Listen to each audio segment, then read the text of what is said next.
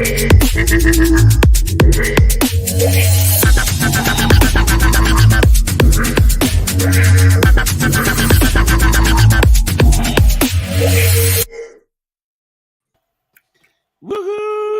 I was not dancing in the background. No, I was not. I was like, Look who we have with us here. We never get our director.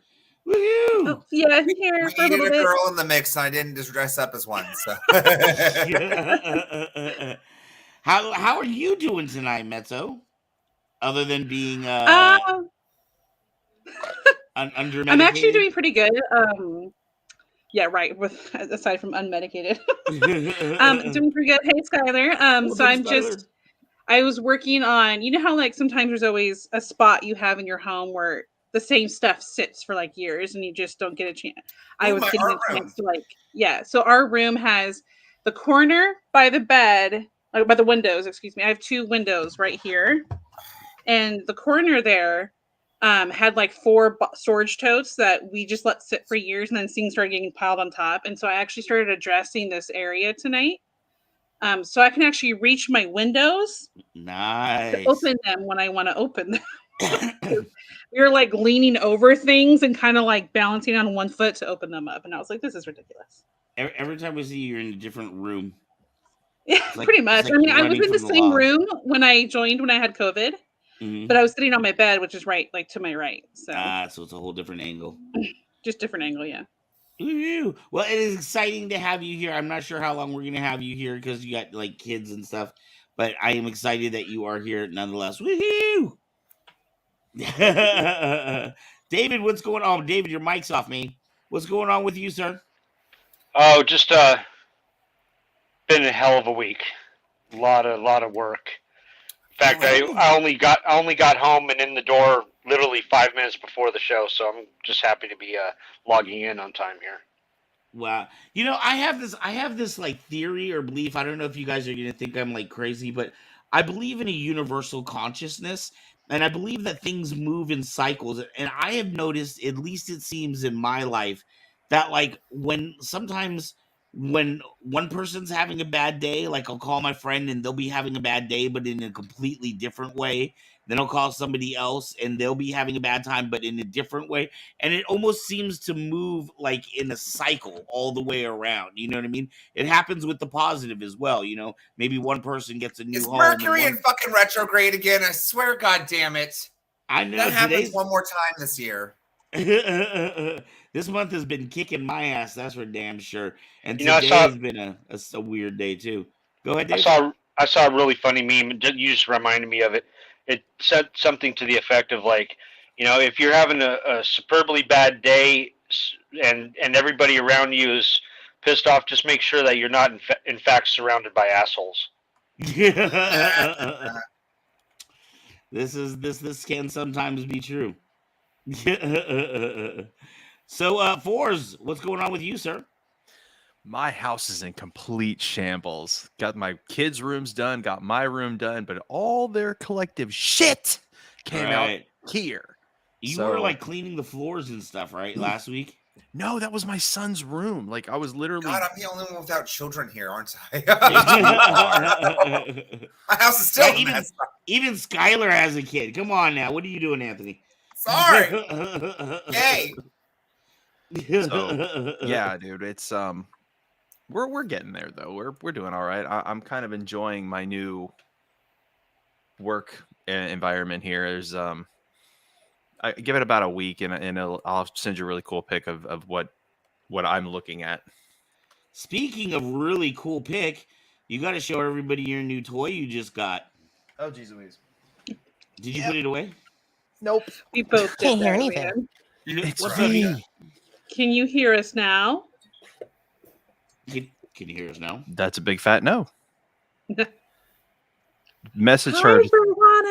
Yeah. Message her. Hit her in the private chat. Tell her to fix her audio settings. All right, and Fours, you tell us about the saber.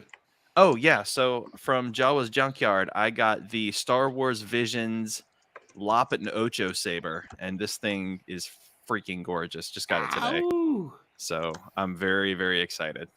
And we want to explain because there was a question even by like one of our own people.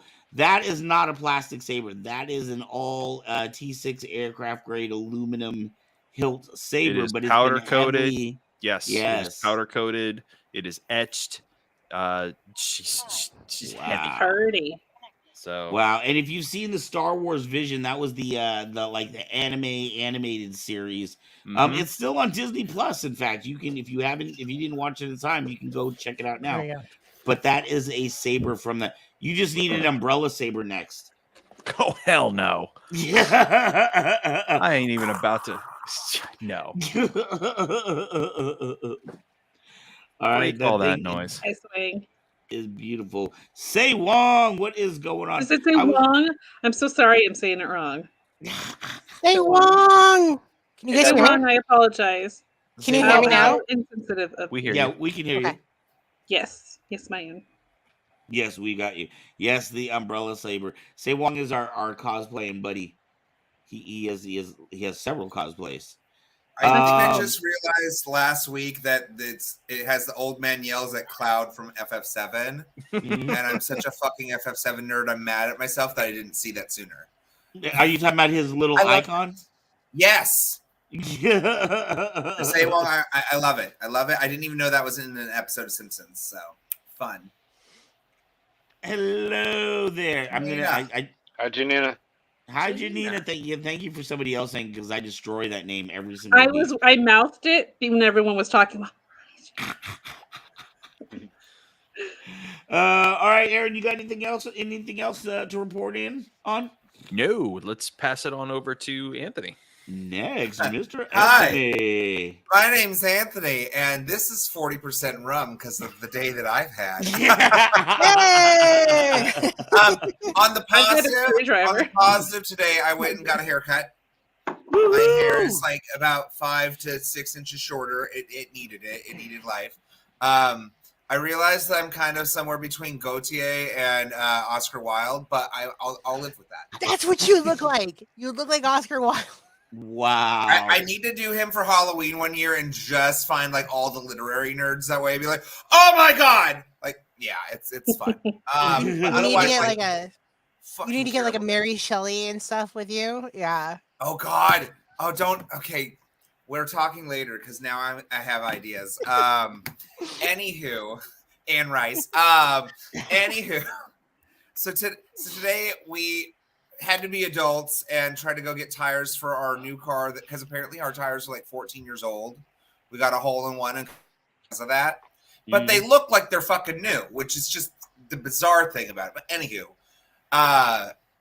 we had gone to Costco and we had a quote from like a week ago because we had shopped around, and then when we get there, they're like wanting like all of this random ass information that I just didn't. I was like, dude, I don't speak car, first of all. Secondly, we're changing tires. Like this, never had questions like this before.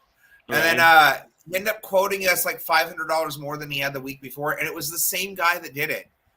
So when we finally brought in like the other paperwork, then he's all of a sudden like, oh yeah, this other quote I gave you that's less, those are like 2 sizes too small. And it's like, so then why did you quote us that? At all. Like what the fuck, sir? We brought you the tire. Like Right. Sounds like his Tires heart was instead. 2 sizes too small. I think that he might just have 2 brain cells left and he's huffing fumes at Costco. But and we ended up going to America's Tires where we had a very cute salesman. He was very furry, had a nice big beard, and kind of sus, not gonna lie. I was like, okay, I don't see a wedding band. You seem a little queer and you're kind of nervous around us too. Hello, Thomas. How are you? But we went out to Oakdale to get my haircut because my mom, Eli's mom, is a hairstylist. Went to lunch, spent some time with her and the nephew, which was great. And then all of a sudden, our car, like every light goes on, it starts flashing.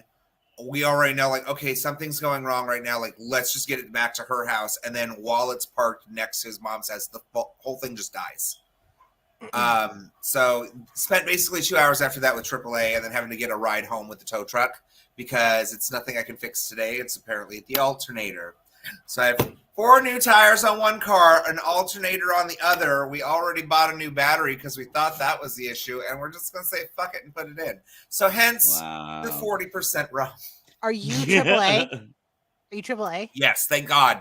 I was gonna say I have to have AAA specifically for moments like this because it happens too often. Me and the amount of tires I've gone through in the last 5 years, I just go, how is this physically possible? my mom went and bought what I call the tank. It's a Nissan Armada, and that stupid thing, that battery dies every 5 seconds, and apparently it's normal for a Nissan Armada. And so we've got AAA, and they come and visit us every like 3 weeks. I'm just happy that the car That's we've been not trying normal. to sell for 2 months is the only functional one, and I still have access to it. So, who knew? Who knew that the junk car was going to save the day for the next few days? Fucking A. Anthony, this is the closest thing I have to a drink. Is this? I have my own screwdriver. Oh, well. I if love I it. had one, I might just jam it Literally, right in my just head. sitting on my windowsill. Did you know we're like? Did you notice we're same colors too? We're like color twinsies tonight. You mean? You guys are. You're like black, red, white. Yeah. You know, I'm it's a a very red light white. blue, but it reads as white in this light. There's Mine's some white just black and white. Mine has red on the back, but you can't see it. I was actually really afraid that this was gonna like go away in the background, but I don't think I have the green screen turned on, so that's why. Okay. I didn't disappear into the background of the forest. You could be like Sure. the Bart's the Homer Simpson thing where he backs into the bushes. I do love that meme. Just the never mind. And now on TikTok, they have it as a filter. You can turn it on and back into the bushes. What? Of course they do. Of Oh. course they do. Yeah, I keep meaning to do TikTok. TikTok is evil. There's Stay like off. 9 videos, you know, but I they're good joined it ones. originally. I joined it just to keep up with my youth group at my church, but now I'm like, ooh, and now I use it for Sunday nights to find my TikToks for that. Oh, I do it to watch thirst videos of Charlie Puth. Yes, please. Yes, please. Yes, The whole pit shot. I'm just like, you know what you're doing, Charlie. You know Yeah. exactly. Mine are like Stanley Tucci. You know what got me was there was like a Daddy Ren videos or something where like he plays like really like dark music and he gets all, it's a thirst video for Kylo Ren. And it's like some cosplayer. That's what got me into it. That's the only reason why I created an account. Wow. It's so funny because when I look for TikTok of the town for the end of the show on Saber Rattle, I have to keep scrolling because so many are just thirst traps, and I'm like, "Hey, family friendly? Hey, family friendly? I can't do that one. Awesome one, but I can't do it." Now you know our pain when we created that stupid thing. I was like, why? Please don't create that segment. That is no. I mean, I always have 2 as a backup. Okay. So that I've kept like, okay, these are fine. They're not like amazing, but if I can't find some, then these are what I use. Yeah. No, there's more unfriendly stuff for families than there is. I mean, it is TikTok after all. Yeah. Yeah. Yeah, TikTok is crazy. I've watched like so many like documentaries about the dangers of TikTok and what it was actually developed for and why. Let's go over V, what is up? How are you? Hi. Yes. I am just doing my show. It's really just a hobby at this point. I'm doing my show, Nerdism. We're going to be coming back pretty soon with Mysterium Tremendum. I'm just calling it Mysterium right now. Yeah, we're just coming back. I'm working on a lot of stuff that Yeah. I'm not even allowed to talk about. I'm late because I was in a meeting. And so I'm hoping to share that stuff with you guys like October, November, hopefully Woo. sooner. Actually, it was just announced that I am working on C. Andrew Nelson's project, which is Heroes of Extinction and On. So there's Heroes of Extinction, Extinguished Worlds, and I am the writer for. Is that the radio show that he has? Yes, And yes. isn't Mary Gibbs on that? Yes, she is. In fact, she's supposed to be on the show tomorrow. She's been really, really busy. So pending her not being busy tomorrow, we'll have her on the Right. show. On your show or On my show on Nerdism. Oh, nice. Woohoo. Yeah. So yeah, I'm really excited. I've been nerding out working on this project because there's so many huge names Right. of people that I've been like, yay, my whole like when I was younger, and all these voice actors. So it's been a dream come true, especially working with C. Andrew Nelson, who's a good friend of mine, Right. and Jerry For, Cornell, who's really cool. Yeah. for those that may or may not know, C. Andrew Nelson is also a friend of Kyrie Cave. Hmm. He did the extra what in the I think it was at 92 when they did the re-releases of the Star Wars special editions. So he was Vader. Anytime you saw Vader and a new scene that wasn't in the original movies, that was C. Andrew Nelson. He was also in commercials and all sorts of stuff. Yeah. He is credited as the only person to have played both Luke and Vader in the same. I think it was. I don't know what video game it was, but he did both the voice of Luke and Vader. So he was his That's father impressive. and the son. Yeah. Yeah. He's Was been he his also own. the Holy Spirit? I was just about to say that. Like, he beat me to it. I was like thinking it. I was like, I'm going to say this out loud, but you beat me. And speaking of shows, I know Steve has a show. Steve was in the comments here. Steve has a show coming up. I was talking to him about. Make sure to throw up that information in the comment box, Steve, and we can get that out for you. And we'll post that on the Kyrie Cave page too. So, do you? Oh wait, you don't have a vehicle. I was gonna say, do you have like this whole summer? Like my car died right at the end of the school year, and I still haven't been able to like. Every time I save up roughly about $3,000 to get my transmission, something just hits me. Like I just got hit with the property tax bill, so I was like, I just can't get my car fixed. Oh, we just paid ours. Ouch. Yeah. Yeah, so that's what that is. So I'm definitely for you guys. My page is up if anyone wants to check us out. Here is our page. Rockabilly Fire Department. Yeah. Rockabilly Cool. Fire Department. So this must be a new page. Oh God. Nice. Yes, I guess his new show is going to be about rockabilly culture. Oh, and I did want to mention because it would be horrible is Patricia Gilliam, who is a amazing author, is also working on that project. I didn't want to leave her out for shout outs. If you guys haven't read her books, you're missing out. She's a really great author, and she's working on our project with us. And I'm Name one of her books. Patricia Gilliam. Let's see. Name one of her books. You would put me on the spot. Ooh, I hope you have one.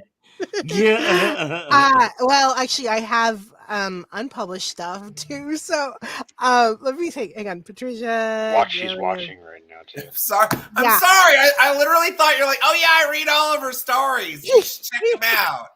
Well, the thing is, I'm privileged to some of her stuff like that because we're working on a project together. So she's done Horizons Beyond, a Superhero's Duty, really great author. She said duty. I need to write more. I have bursts. I'll write like 85 pages in a day and then home through them 5 times and then like get lost and distracted and then never touch it again for like 3 years.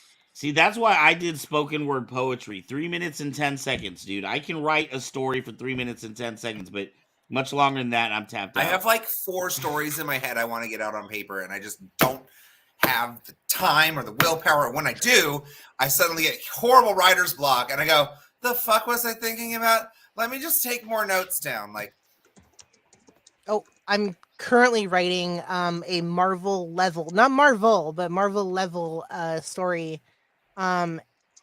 Marvel-ish, is I'll say. And it's yeah, there's just a whole lot to it. Writing a script. Like you find yourself thinking about it, or you're brushing your teeth and you're like, oh yeah, I should have. Oh yeah, I should have. I'm gonna go do that right now.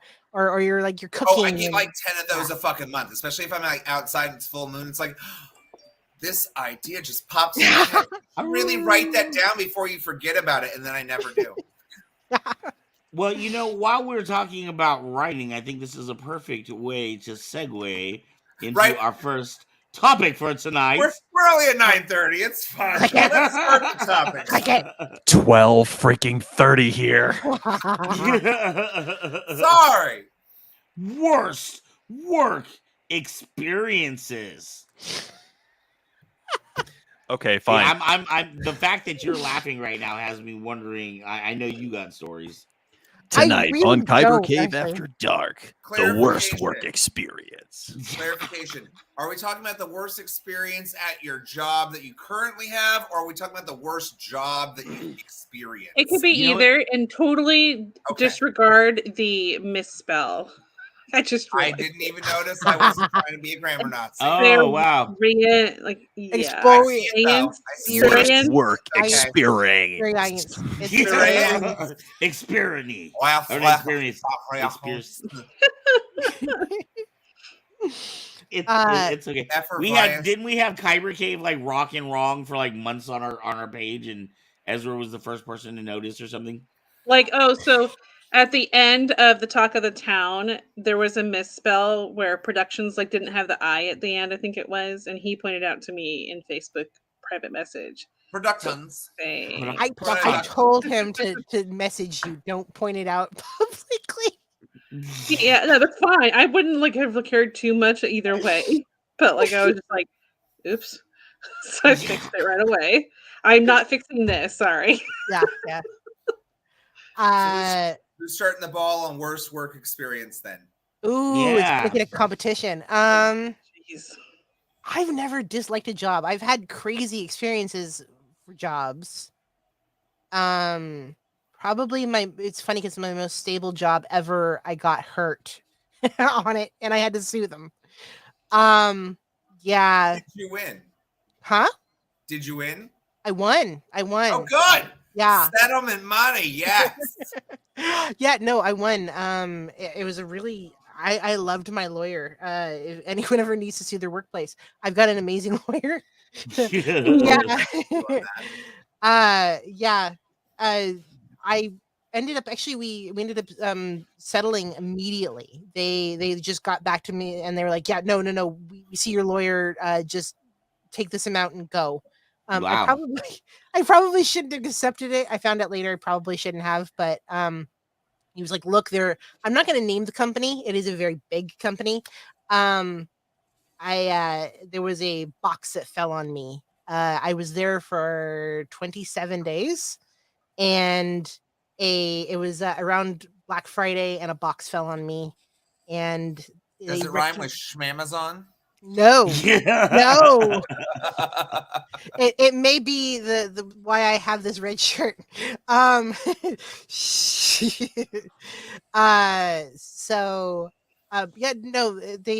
was about Black Friday, probably just a few days before, and the box fell. I was not trained to be in the location that I was, and I had my job threatened if I didn't go do that job. Yeah, and I had it on tape. Wow. I was recording Good because for you. I had just complained to corporate that something was wrong and that I felt unsafe. Yeah. I felt really unsafe and I was like, things are really wrong. There was a girl that had just fallen on a broken ladder. Like the ladder literally gave out from underneath her, and then a couple days later, some product fell on my other workers. And I was like, I feel really unsafe right now. Like, this is really, really bad. You know, I'm recording and I didn't tell them I was recording. And I was like, this is a lot of this. And I had a trail of corporate complaints. That was like, my workmates are getting hurt. Like, I feel unsafe. Like, you're not training me how to be safe. You're not training anybody how to be safe. Let's, so that was my only serious job and I got hurt. Well, not serious, but my only steady job that I'm not a freelancer. I was there for 43 days and officially 27 was worked. And it was really bad where I had I contacted them and I was like, look, like my arm is destroyed. It'll never really work seriously again. And so, yeah, they got back to me within 3 weeks and the lawyer's like, I've never had anybody settle in 3 weeks before. Because they knew they didn't have a fucking chance in hell. It's like, there's video evidence and you guys are fucked. Yeah. Open and shut case on that one. Settle now. I won, yeah. So they had to pay for my medical, and they had to, on top of that, they had to give me enough cash that would have been about, I think it was 5 times my salary, which was really great. And Wow. yeah, it was pretty intense. And since then, I've gone back to what I do. Wow. Yeah, I've been put in like bad positions. Like I used to be a merchant marine, out on an oil tanker. So I remember I will not name the particular company, but I remember my third day on the job. I thought I was gonna die because we had to go into an oral we had to go to dock the ship for repairs, and I remember moving this platform, and all of a sudden I just fell. And when you're on an oil tanker, it's like 80 feet to the bottom of these tanks. So, like, fortunately, I had just fallen, like, one leg fell through a little hole like this. So, like, I'm halfway dangling with one leg in the porthole, but that could have been the enemy on the third day of the job. Another time, I had to go in and actually clean the piston for the ship. So they had to dock the ship, and then they had to have like security stand by the bridge to make sure nobody accidentally turned the ship on. Because there was like 3 or 4 of us that had to go in and clean like the gunk and grime out of a piston. And if you imagine on your car, like a little piston that goes up and down Yeah. like that, imagine that on a huge oil tanker, and you're inside the shaft looking up at this Oh, thing, thinking like if anybody makes a wrong move upstairs, I'm fucking toast right now. I'm I've watched taking it enough that you were Mr. really Ballin young. videos to know that probably has happened to somebody. There's a reason that there's All Oh, right. Mr. Ballin. Mr. Ballin. Mr. Oh Ballin. my god, I love Mr. Okay Ballin. as shit. Some I'm like, oh no, that's terrible. I want to see another one. Like, Yeah, right. Oh my Oh, god, I I love creep him. my son out with I that never because know I'll what go to his sleep and secrets say, are in the videos though. Like, I've never known what the found fuck one he's either. referencing when it comes like, oh, you knew the secret in today's video. Like, put it in the comments. You get something. I'm like, what the fuck secrets are there? I'm missing something clearly. James, what is going on? It's good to see you, my friend. Yeah, for those that don't know, there's a YouTuber named Mr. Ballin who has like all these like creepy stories and like unexplained stories. Yeah, I go to sleep with those on and freak my son out. I fall asleep to I do too. I do Nuke's top 5. Me and I my do that in that chapter. me and what my was that? family eat dinner. Nuke's top 5? Yeah, and UKE Nuke's top 5. He does like usually it's ghosts kind of things, but sometimes he'll do monsters, and he'll be like he'll explain that people are the scariest thing more than anything else. Like when people are exploring some abandoned place and there's actually people there, not ghosts, and he's like, that's actually scarier. Right. Right? So when it comes to work experiences, I've had 2 that are kind of equal for me. One is probably an instance where I should have sued, but didn't. I was just barely 18, and I was working at an amusement park as a costume character, and half of our staff was graduating high school, and they had barely enough to cover the show, and they stuck me in a part that it's like when you're in a show and you know someone else's part but you've never done it. I had got stuck doing that person's part. Ooh. And in those costumes you literally don't have any peripheral whatsoever. You're standing, yeah. Yeah, and so when I have no peripheral with this huge head on, I'm not going to say any words. I don't want to get in trouble or anything, like have them come after me. But I stepped on this separate part of the stage that was it was a circle and it was a platform and there was nothing next to it, and I literally forgot to step back and I danced off the stage. Oh no. And fell 4 feet onto concrete. Ooh. And they had no one to cover me, and they kind of pressured me, and I did 3 more shows and ended up in the ER that night. Oh, what the fuck? They made you perform after? Yeah, and I was just barely 18, so I was like, I'm really still legally an adult, but still a kid, really. Yeah. And because they had no one to cover me whatsoever, and so I did. Fuck what? I know, and I felt like pressure. Sorry, I was one of those at that time. I was one of those people that caved to like pressure like that. I'd be like no, but I had contusions all over the left side of my body, and I was wheeled out in a wheelchair. And at first, it was like the adrenaline hit, right? So I was like feeling okay, but the EMTs are like, make sure you check yourself though in a couple hours because your adrenaline will go down. And like it was really crazy because I fell, and a coworker who was this his first day there, he was a host, so he was just standing in the audience like watching. He goes like, "Is that supposed to happen?" Like he's still laughing. And I just jumped up, ran up the stairs, and finished my dance. And I like felt okay at first just because the adrenaline, and then it started to really hit. In the last like show, I was just barely moving because it hurt so much. Oh And wow. I never like sued. I had 2 weeks off because of it, but and they paid for like the workers' comp part of it for like the hospital visit, but I didn't get any kind of thing back from them other than like them just covering that first hospital visit. Right. Yeah, that's First time I ever took Vicodin, I was like, hey. My other work experience was more like just a jerk thing where I worked for this big retailer, not the same one that that V worked at, but it was another big retailer, and my father was actually a salesperson before at this same exact location, so everybody knew my dad. The manager knew my father. My father was like a big sales guy. Like I hated doing sales work. And at that time in my life, my grandmother was living with us and passing, like she was dying from cancer, and we were taking care of her. And I was working 3 jobs at the time, and my husband and I were planning our wedding as well. And I just was not handling my whole life well at the time. And I fell asleep during break once, and they took a picture of me. The Oh. manager did. And then when they were unhappy with my attitude, just because like life sucked at the time, instead of talking to me about it, he called my dad. And my dad no longer worked Damn. for them at the time because he had moved. But they called my father instead of talking to me. And I was just like, this is How not high school. embarrassing. Like, yeah, it's like I'm not in high school. This is you talk to me. So I just Right. put in my 2 weeks notice and left. That was because I was working 3 jobs. I was able to leave that one. They're like, no, you can just go. I was like, okay, fine, bye. I don't care. And I'll never like. It was after that. I think I worked one retail job and I quit because I got pregnant. My leg kept swelling. So I was like, whatever. Has anybody ever walked out on a job?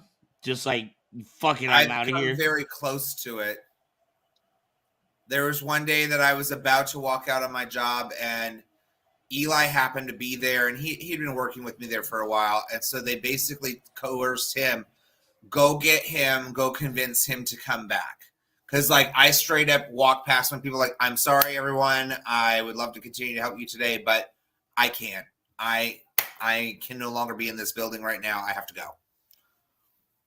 I did walk out on Somehow he brought me back in, and then I stayed there for another 6 years. Go figure. But I walked out on the a city preschool. I was a preschool teacher's assistant, and they stuck me in with no training whatsoever.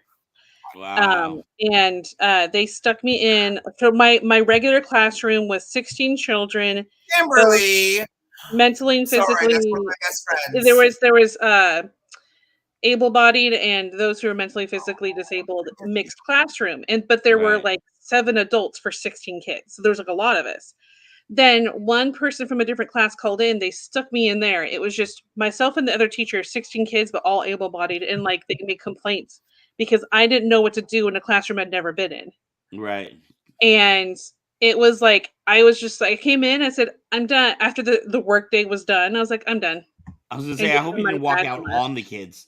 No, I wasn't gonna walk out on the kids because kids are kids, and so they don't understand. Not fully. Like they may understand the emotion part, like how to feel, but they don't understand what's happening. So when the day ended, I was like, I'm done. Bye. You said it was only one day. They didn't really necessarily get a bond with you. Like no, I was there for like 3 months in total. Oh, I thought you said it was your first day. No, I was there 3 months in total. By my friend. No worry. Hi, Kimberly. Yeah, and I was there like 3 months total, and I was just like, I'm done. Goodbye. Skylar says that he had to sue a place for workman abuse. I've had to sue a job as well for wrongful firing before too. And Skylar also said, Forrest, you saw the message from Skylar about your shirt. Yes, I pointed down to it and said thank you. Did you win, Van? I did win, but it wasn't like like all I won was that it came off of my record that I was fired. You know what I mean? I didn't like, ooh, See, I should have sued a Oh. job at one point. I should have sued. man. One You of know, my though, Mets, I was thinking about your situation where you fell off the stage. I feel like a lot of jobs take advantage of young people knowing that Oh yeah, that like they don't know the system. I was completely like naive about that kind of thing. And even though I had parents who Right. lived with parents, they were just like, "Are you sure you're okay?" And I'd be like, "I'm okay, whatever." But I don't know. Like I have a chronic condition, and I don't Mm, know how much worse parts of my back are affected because of that fall.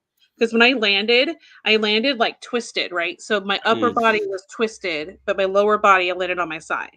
right. So Ooh. it was a pretty nasty fall, and I years later, like I'll go search YouTube falls from stage to see if like I could find any footage. But Right. it was so surreal when it happened because it was a collective like from the entire audience. And my supervisor, who this is not one of the people that pressured me at all.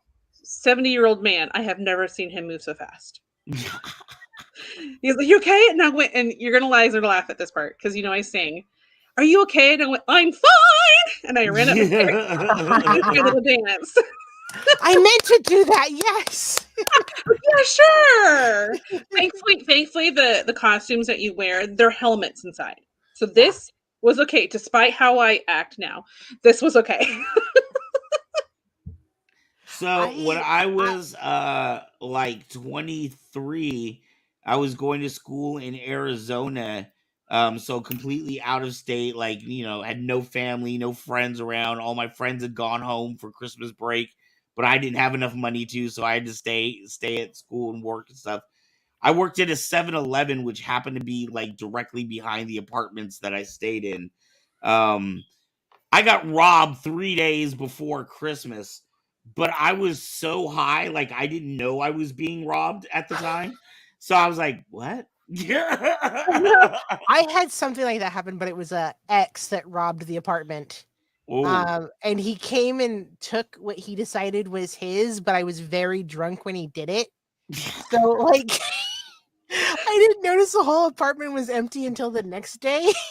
And you're Oh, in the shit. apartment. I Yeah. got robbed by a coworker when I was 17. That sucked. Like I had pulled out same place that I should have sued. I pulled out money to go because we had like a discount on merchandise in the park. So when I got off, I was going to change and go to a store and buy my mom a birthday present. And I found that my money was missing, and my other coworker was like, "Hey, I saw them going through your wallet." Because we had like a little box that we kept our personal items in. Right. And I can't remember all the details because it was, you know, half a lifetime ago. But security actually searched him and they found my money in his shoe. Oh, snaps. He got fired. He threatened to like be waiting at the exit gate, the employee exit gate, to beat me up. And he was just all mouth. Like I walked to my car and he was I'm like, "No, gonna no, beat no." you up for ratting me up for stealing your money. Yeah, Oh, and then oh, security, which this is also BS. Security was like, "We have to keep it because it's evidence." There was no police Oh. ever called or anything, but I'm pretty sure police just the security just kept my money. Oh. It was when you're 17, $60 is a ton of money, Mhm. Yeah. especially 18 years ago. Yeah. No, $60 like 18 years ago would be more like 100 something today. yeah, 120, 150. Yeah. Yeah. So it was like it sucked. It was unfortunately it was not like the best work environment in general there because I was both a ride opera and a costume character, and you'd get crap from both jobs, on from your like superiors and from guests because Wow. guests aren't always right. And it's always When, hot and yeah, you kick sweaty. them out of line for cutting, and they're staying at the exit of the ride, threatening to beat you up when you get off, and security never shows up. And Oh. when you leave the ride, there's a different group of German men going, "We protect you." Like I don't know how to do. I'm like, I Yeah. saw what they're saying. They are wrong. We protect you. And I was like, okay. And then it was like a 50-foot walk just to like the employee only area, and the people just didn't do anything. Damn. So, Steven's saying he had to beat the crap out of a robber who was robbing a pizza place. oh no. But you're just a person patron. You're just thank you for. Yeah, I I passed once out pulled during, up to I passed out operating on a ride too. That sucked. I once pulled up to a Burger King and went through the drive-through, and then I went up to the little speaker thing, and the lady's like, "We're closed right now. We just got robbed." It's like, oh shit. Okay, well, I can wait. I Oh, oh I so is the I kitchen was at closed then? I was at a McDonald's while they were being robbed. Like we were literally waiting for our food, Oof. and like we're watching the guy hold a gun to the employees, and we're like, Wait, you saw that happen? You were in yeah. So line? it was like Oh, we just that is watched the whole thing scary. from the window. It was it was That's really so horrible.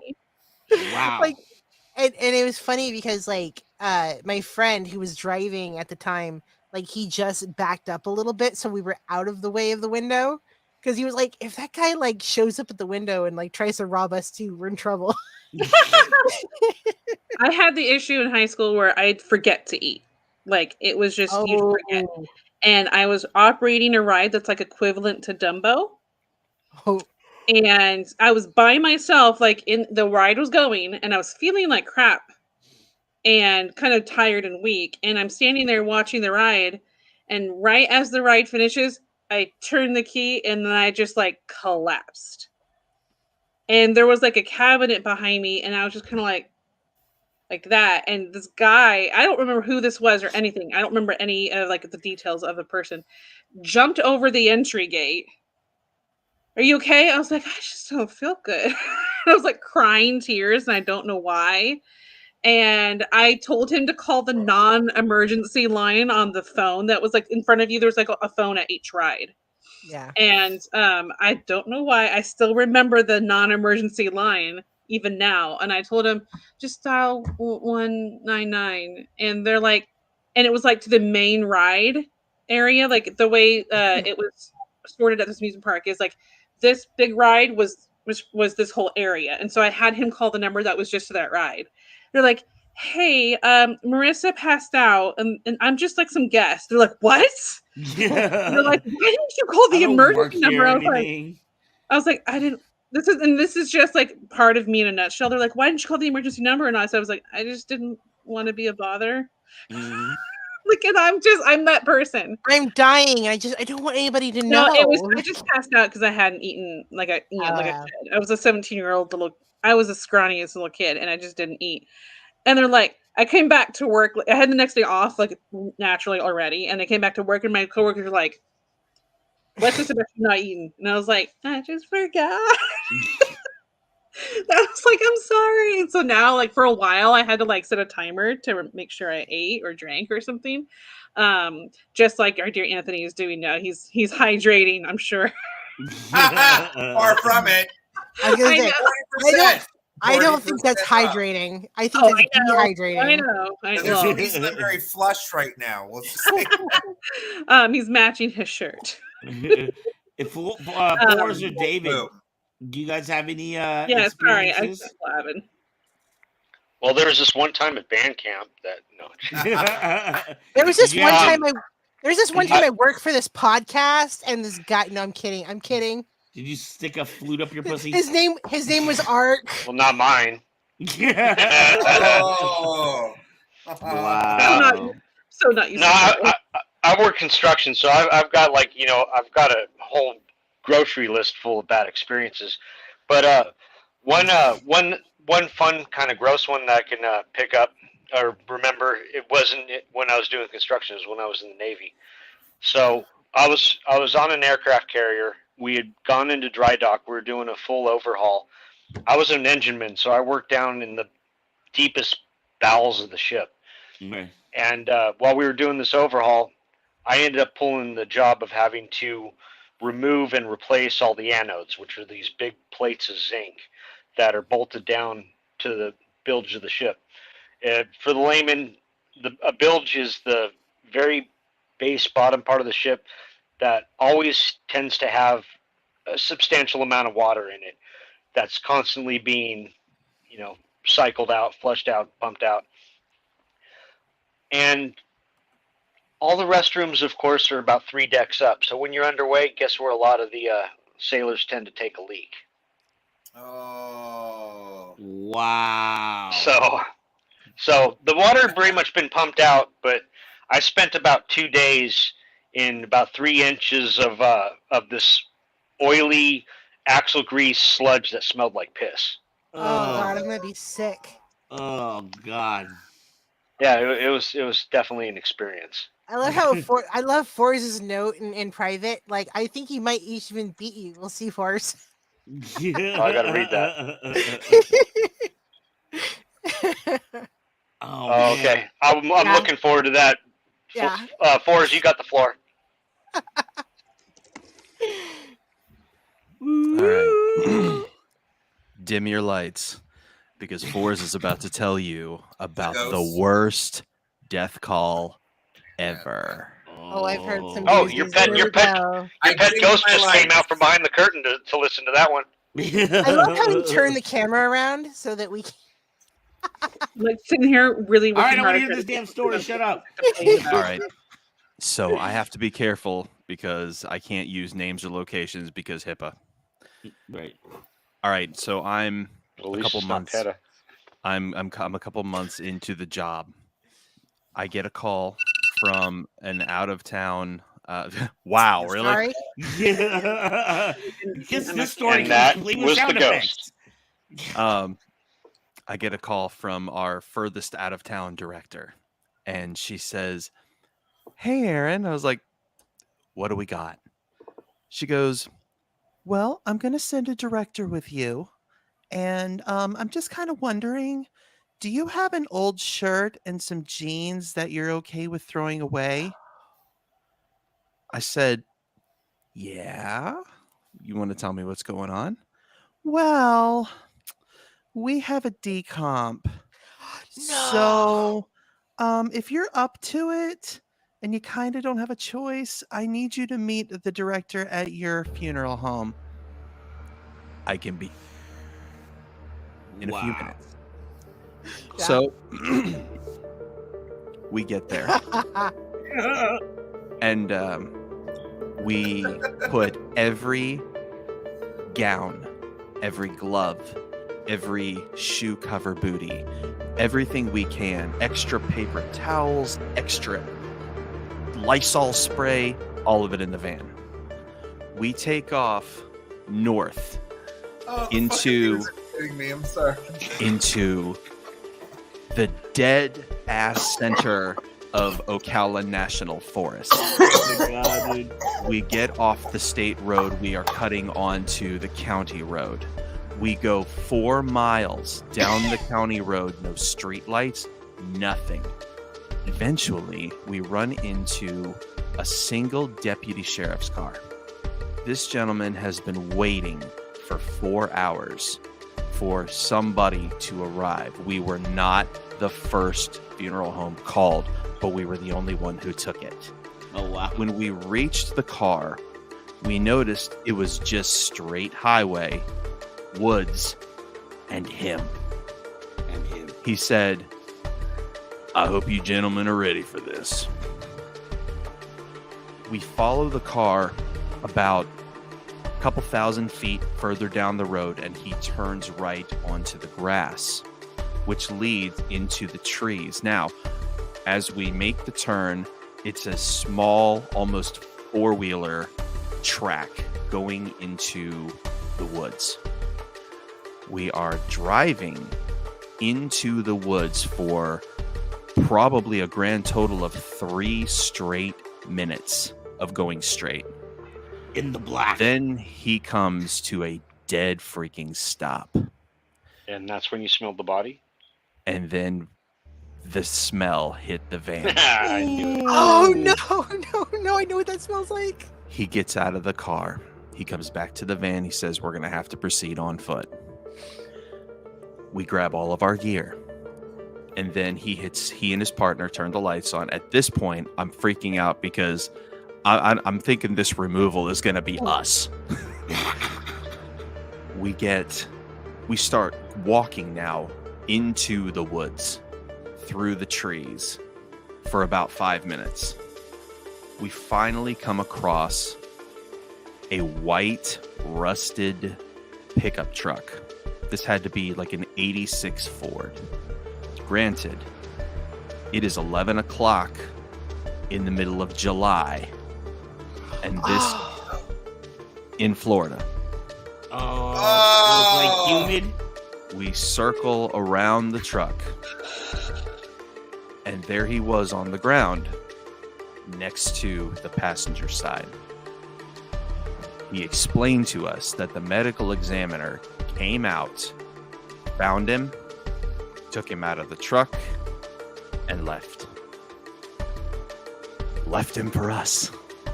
I still want to whistle the X-Files theme song right now. We can't because I'm right. So, as I approach, the smell is absolutely overwhelming. Ugh. They estimated that the gentleman had been cooking in his truck for 3 weeks. Oh! And that's not the worst part. Oh my god, that's not Oh the my worst god, part. there's a worst part! Liquefaction. No. So, the director looks at me and he says, "Are you ready for this?" Oh shit. And I said, "What choice do I have?" So I go back to the van. I double gown, triple glove, double booty, goggles over my freaking glasses, and I took a paper towel and rolled it as thin as I could, stuck it up my nose, and covered it with a mask, looking like I was ready for surgery. So I go back, and he says, "Well, now that you're geared up, you're going in." Ah! He says, "I want you to feel around for a wallet or a phone or something." What the hell? So he was on That's the when you ground. touch your body We and haven't farts. moved him yet. Now, granted, this is Florida. There's bugs everywhere, so now we're fanning the little creepy crawlies off of the spiders, whatever. And we actually found a wallet. Pulled the wallet out, and I'm like, I've got it like this. It was dripping. And I'm trying to I handed it off to the deputy. So the director says we're gonna have to move him. Oh my I god, said, he's okay. gonna fall apart. Go get the bag. So we have a Bags. very Dry very bag and a wet bag. Yeah. heavy black bag, which goes straight to cremation. I'm not even sure if I'm supposed to say that, but whatever. So this is the part where it got me. Ah! They It's go ahead. just now and getting you. They shine the light on the guy. Oh if no. you've ever played one of those video games where, you know, you see like a decapitated zombie head, the skin's melted off and everything, it was kind of like that. It didn't bother me. This is what bothered me. As we moved him, director, almost said his name, director had the top and I had the legs, and we slid him from the ground to the open body bag. And as we placed him down, his middle was kind of moving. It wasn't moving because of the body fat or anything like that. Because it was gone. When we put him down, his head tilted back like this, and then you could see a filling in his throat. And about 58 roaches came out from his stomach. Yeah, get some. And they just kept coming. Ah! And it was everywhere. And This is what we get for mentioning Mr. Ballin earlier. Message him your fucking story. He'll make a goddamn video about it. I was going to ask you, you didn't by chance have any footage of this, do you? Damn. They nested in his dead belly and reproduced and ate him from the inside out and literally came out from his throat. Yeah, that's what bugs do. All of us flipped out. I ran for the van, and I grabbed both the cans of Lysol. The director grabbed the super potent disinfectant. We ran back to the body. At this point, the deputies are swatting the top of this guy's body to get all of the bugs off, and there's just more coming a wet squishy out. Slap. No, because he was so dried out from the summer heat. So he was desiccated. He was black, like he was a white guy, and his skin had just gone completely black. Putrefaction. Do this because I don't want to see anymore. We gave up, and we wrapped that body with all the roaches inside, and he and his little creepy crawly friends got cremated. That was bar none the nastiest, scariest, freakiest removal I'd ever been on. The worst one. Wow, That's cool. Aaron definitely wins for worst job experience. And best. I want to come with you to a day of work just based on that story alone. I'm so glad I found some music real quick. Yeah, did you notice how the Added to music it. like matched up perfectly with like it was coming in and out just as his story It's like, was. oh, it's because Aaron he could feel the music, so like he knew how to like put his words into there just right with it. I have to ask, how was the voice acting and storytelling? It was great, Oh, dude. it was literally like if I could scoot forward without my laptop falling on the edge, I would be on the edge of my seat. Like, Get that man an agent. Not another one. Right, guys, my kiddo is here. I just wanted to hear the rest of the story, but I'm gonna head out. Oh, I just wanted to hear the rest of it and play the music because I'm not sure a fan would know how to turn it off. Dude, they should make a rule to where you can bring along a flamethrower and just cremate in place for situations like that. With all the Lysol we used, I could have just lit up a lighter and. It just gave me an idea. I should have like a moving crematorium. Like it should just like a traveling crematorium. A mobile traveling crematorium. At your service. Aaron, did you say you had another story?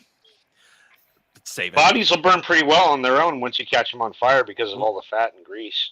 Oh, do you know how hot it takes to get a body to go completely? Tell me you're a psychopath without telling me you're a psychopath. Let us burn before you turn. Well, okay, no. I worked in I grew up in the coroner's office, and I studied archaeology and anthropology because I was gonna go follow Mom's footsteps, and I've got creepy stories like that, not as good as his. Like I've got, it's more psychological for me than it's that. Like, oh no, thank you. No, I actually fainted in front of a mummy that had my name once, which like kind of got them to go, maybe this job isn't for you. Do you have another one, Aaron? It's really sad as an opera singer when you get scared. Have we gone through everybody? I have another one, but go ahead. Technically didn't really go. I kind of chimed in. Yeah. Then give it to Anthony has some stories. I mean, how the fuck do I follow up the roaches out of the dead body story? Dear God. No. Wait, what kind of music do you want, real quick? Well, maybe some like Always Sunny in Philadelphia, because that seems to be that. I don't even know. I've never seen that, so I don't know. Anywho. Okay, so I lied. I did actually walk out on a job, and I forgot to mention it was my worst job experience, which was, and I don't give a fuck, I'm going to call out the company name, Walmart. I worked at Walmart during the pandemic because, you know, the government didn't even give me the first stimulus until like November that year. So like I already knew I can't count on them to give me shit. So I worked at Walmart, and like I started in the Cap 2 section, which is when you unload the trucks and restock the shelves, which was very physically demanding. But I still, you know, hustled. I'm pretty sure that's partly where I got my injury from my foot, where that's been like a constant thing with me. Every like few months it flares up. I can't walk. And then after that happened with them, they moved me to a cashier, which wasn't terrible because it was a quick shift. I'd get all my breaks. Like they were really good about getting you your breaks. But I was very adamant that I wasn't making enough money because I'm no longer getting tips from like, you know, being a bartender. Go away, cat. And then the only thing I could get that was full time was maintenance. which is the fancy Walmart term for janitor. And I will never forget the day that I got called into we have a situation in the men's bathroom where literally some fucking little shit of a teenager took the biggest, fattest shit possible and completely plugged up the toilet before he had done it with toilet paper. Like that was the moment of like, this is not worth it. This is not worth it. I do not get paid enough for this. I should be getting hazard pay. I should already have fucking benefits if I got to deal with this fucking crap. And then on top of that, they were giving me shit over like playing music on my phone in my pocket so that I'd have something to listen to while I'm like doing the worst job ever. It's like, oh, you can't have music playing while you're working. Why the fuck not? I'm literally cleaning up shit in the bathroom. Like, fuck you. So I walked out on that job the day I got the call from Eli that he had hurt himself. And then I had the opportunity to go back to the job, which is bartending. I've had moments where like one of the craziest, scariest moments would be that somebody almost came up to physically attack me at my bar. But because I've taken a lot of martial arts in that moment, I was ready. I was all, okay, dude, you want to tango? Are we sure about that? And unfortunately, my boss and his friends like tackled the guy and took him outside. And then outside of that, the worst experience I've had is working at Elephant Bar. They hired on some manager like a few months into me working there that I knew had a problem. And I told them as much. I said, hey, this guy's kind of a problem for me. Like, he's going to come in with a hostility. And they're like, there's nothing we can do. He's good friends with the district manager. And sure enough, the very first week that he took over that schedule, I went from like 6 days a week to 1 without any explanation. And when I confronted them about it and said, no, you need to tell me what I did wrong to deserve this, they kept on giving me these like little vague things like, well, we just don't like what we're seeing up at the bar when you're working. I'm like, you're going to have to define that a little better. I'm pretty sure he was homophobic. And then he ended up firing me like 6 months later because under the claim that I was being racist, which was something that was completely taken out of context at the time and like an isolated incident. And like, I literally didn't have any chance to defend myself. They just decided you're going to be fired now because of this. And we're just going to say so. And the only silver lining is I actually met Eli as a result of that. So, but I should have sued them. I should have sued them for being homophobic. Wow. Yeah, that is tough. It's not dead body with roaches tough, but I mean, it's fine. Why'd you save me for last? Actually, Bezzo. Actually, I've had to sit back when I was doing anthropology. I've got a couple bad job stories. Like, I loved the jobs. I loved what I did. I loved the job itself. But when you deal with like people, you're like, why am I here? You deal with people. Yeah. I've had an editor. I've been a journalist. I was a journalist on and off. Like, you don't work for a certain company or a certain place. Usually the way I was doing it, you like submit stuff and they pay you and then you go away. And then sometimes you have like an assignment, or sometimes you give yourself an assignment and then you go to do it and then you sell the work to them to use.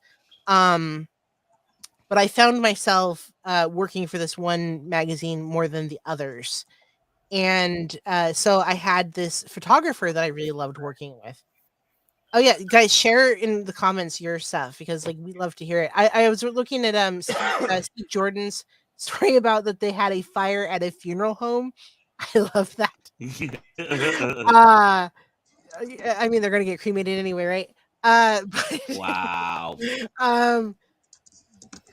Do you guys know how high you have to burn a body? Yeah. How long? Smell like cookies. Huh? Oh, some people smell. I think I told you guys before. Some people smell like bacon when they're cutting into them because they smell like bacon when they're cutting into them, and it's awesome. It is absolutely Did you see Say Um, Wong's? That might I ruin don't like bacon for me, bacon. and I like bacon, so let's not. yeah, no, humans, No. humans, we are called long pork because we smell like and taste like bacon. Wow. Yeah. Oh, you learn some interesting stuff when you're studying Say Wong anthropology. said they've had someone stuff a dead animal through the book return at the library. That's Oh, awful. that's All right, Uh, guys, I'm no, heading but out to go hang with my kiddo before he falls asleep. So All I'm so all right. glad I right. got to be home for a bit. I don't think there'll be any sleeping for you tonight after that story. Oh, honey, I fall asleep Honey, to that's what I fall horror. asleep to. Yeah, I was like, I fall asleep to Snapped and Forensic Files. I know Right. women are like we already No, know how we're it gonna murder don't bother everybody. me. I laugh at horror. I laugh at horror movies. I have a child. There's no horror I can't endure. All right, guys, have a good night. I'll see you Bye. Sunday. Right. But I had a psychopathic editor once that I worked with a lot. And he just replaced another editor that I had that I loved. I loved the job. I loved the editor. I loved working for the place. I loved working with them. I loved going on my assignments. But like this new guy replaced the old guy, and I was a little disappointed because I was going to apply for the job that was going to open up. And I decided not to when he became the editor, and I didn't. None of us expected that he'd become the new editor. Um, and when an editor comes along, they often fire the whole staff because you want everyone loyal to you. You want to pick and choose the people that are underneath you. So it's really popular. But when he came in and fired everyone, I had been on leave because I fainted on an assignment and hit my head, and I had a severe concussion. And so they forgot that I was on the payroll because I hadn't been on the payroll for like 5 weeks, which means I missed like 3 paychecks. And so uh when he came in and fired everyone, I didn't know. And then the whole place flooded. We had a severe flood, which put out another month and a half of paychecks that they were still giving people that weren't giving me. And then I come in and go, I'm still on the payroll, guys. Where's my whole boss? Where is everybody? And they couldn't technically fire me because there was no reason to fire me. It would seem like retaliation. So Right. at that point, so I decided to work with the new guy. That was like a guy that I was not a big fan of when I was initially working for the place.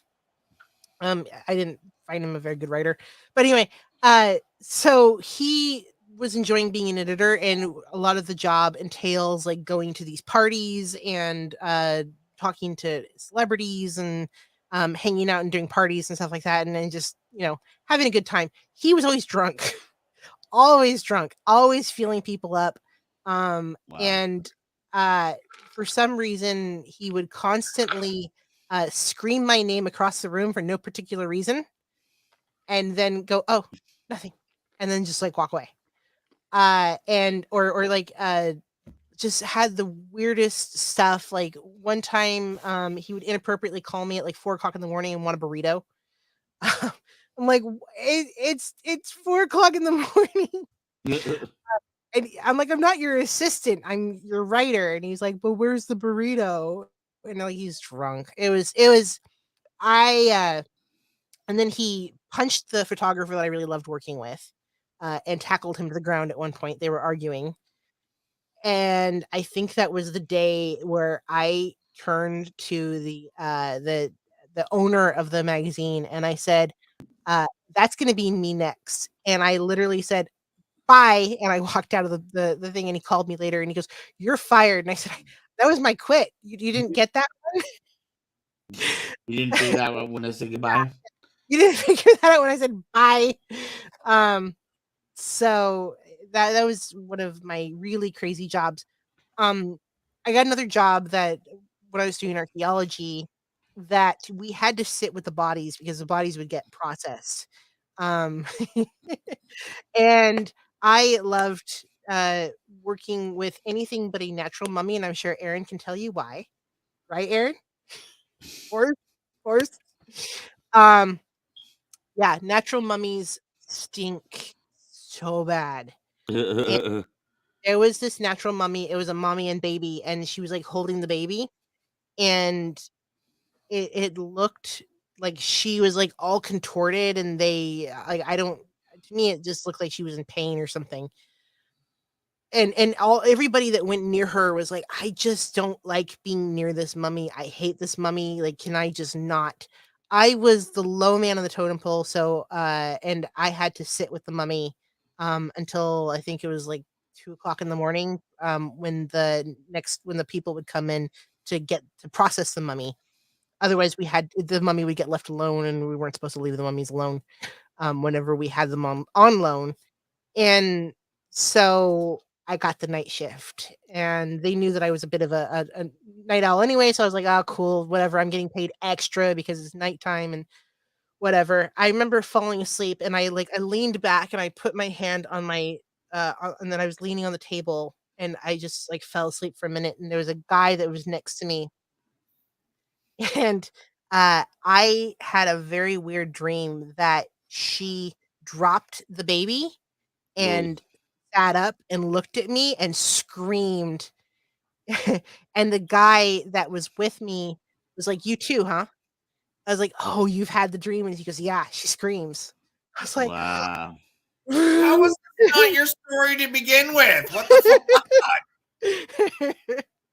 That time a TV fell on me at Best Buy was Target. No, red shirt. Target. Okay, no freaky story like that, but I have been yelled at 2 years in a row, cussed at in high volume by a deaf man. And if you don't know what it sounds like to be yelled at or cursed at by somebody who can't, hear themselves, it's not fun at all. He yelled at me because we did not carry Bugs Bunny ornaments in the store that year. 2 years in a row. Wow, customer service is fun, isn't it? I've dealt with some pretty fucked up, stupid comments from people. Like, stupid. But yeah, nothing to that extent. I don't think anybody's really like gone out of their way to yell at me, because I'm pretty good at diffusing those kind of things. At the same time, I've had some very entitled people try some stupid bullshit that I wasn't going to tolerate, and I'd always love it when they'd say, "Well, I want to speak to the manager," and then I'd whip around and be like, "Hi, I'm the bar manager. How are you doing? I still don't give a fuck about your complaint. Like you're full of shit." Right. I never even had to say it like that. It's just like, I'm not going to accept the way that you're acting right now, and I'm not going to give you what you want. So you can either take your business elsewhere or you get over yourself. But that's just part of working with people in general, I think. I feel like we're now at that 112 mark, so we should probably segue into our second topic. Individualism versus community. Yeah, tonight was a good segment. That was a lot of fun. The music just added to it. The Mr. Ballin moment was awesome. When you guys go back and rewatch this episode, just notice how the music is just goes so well.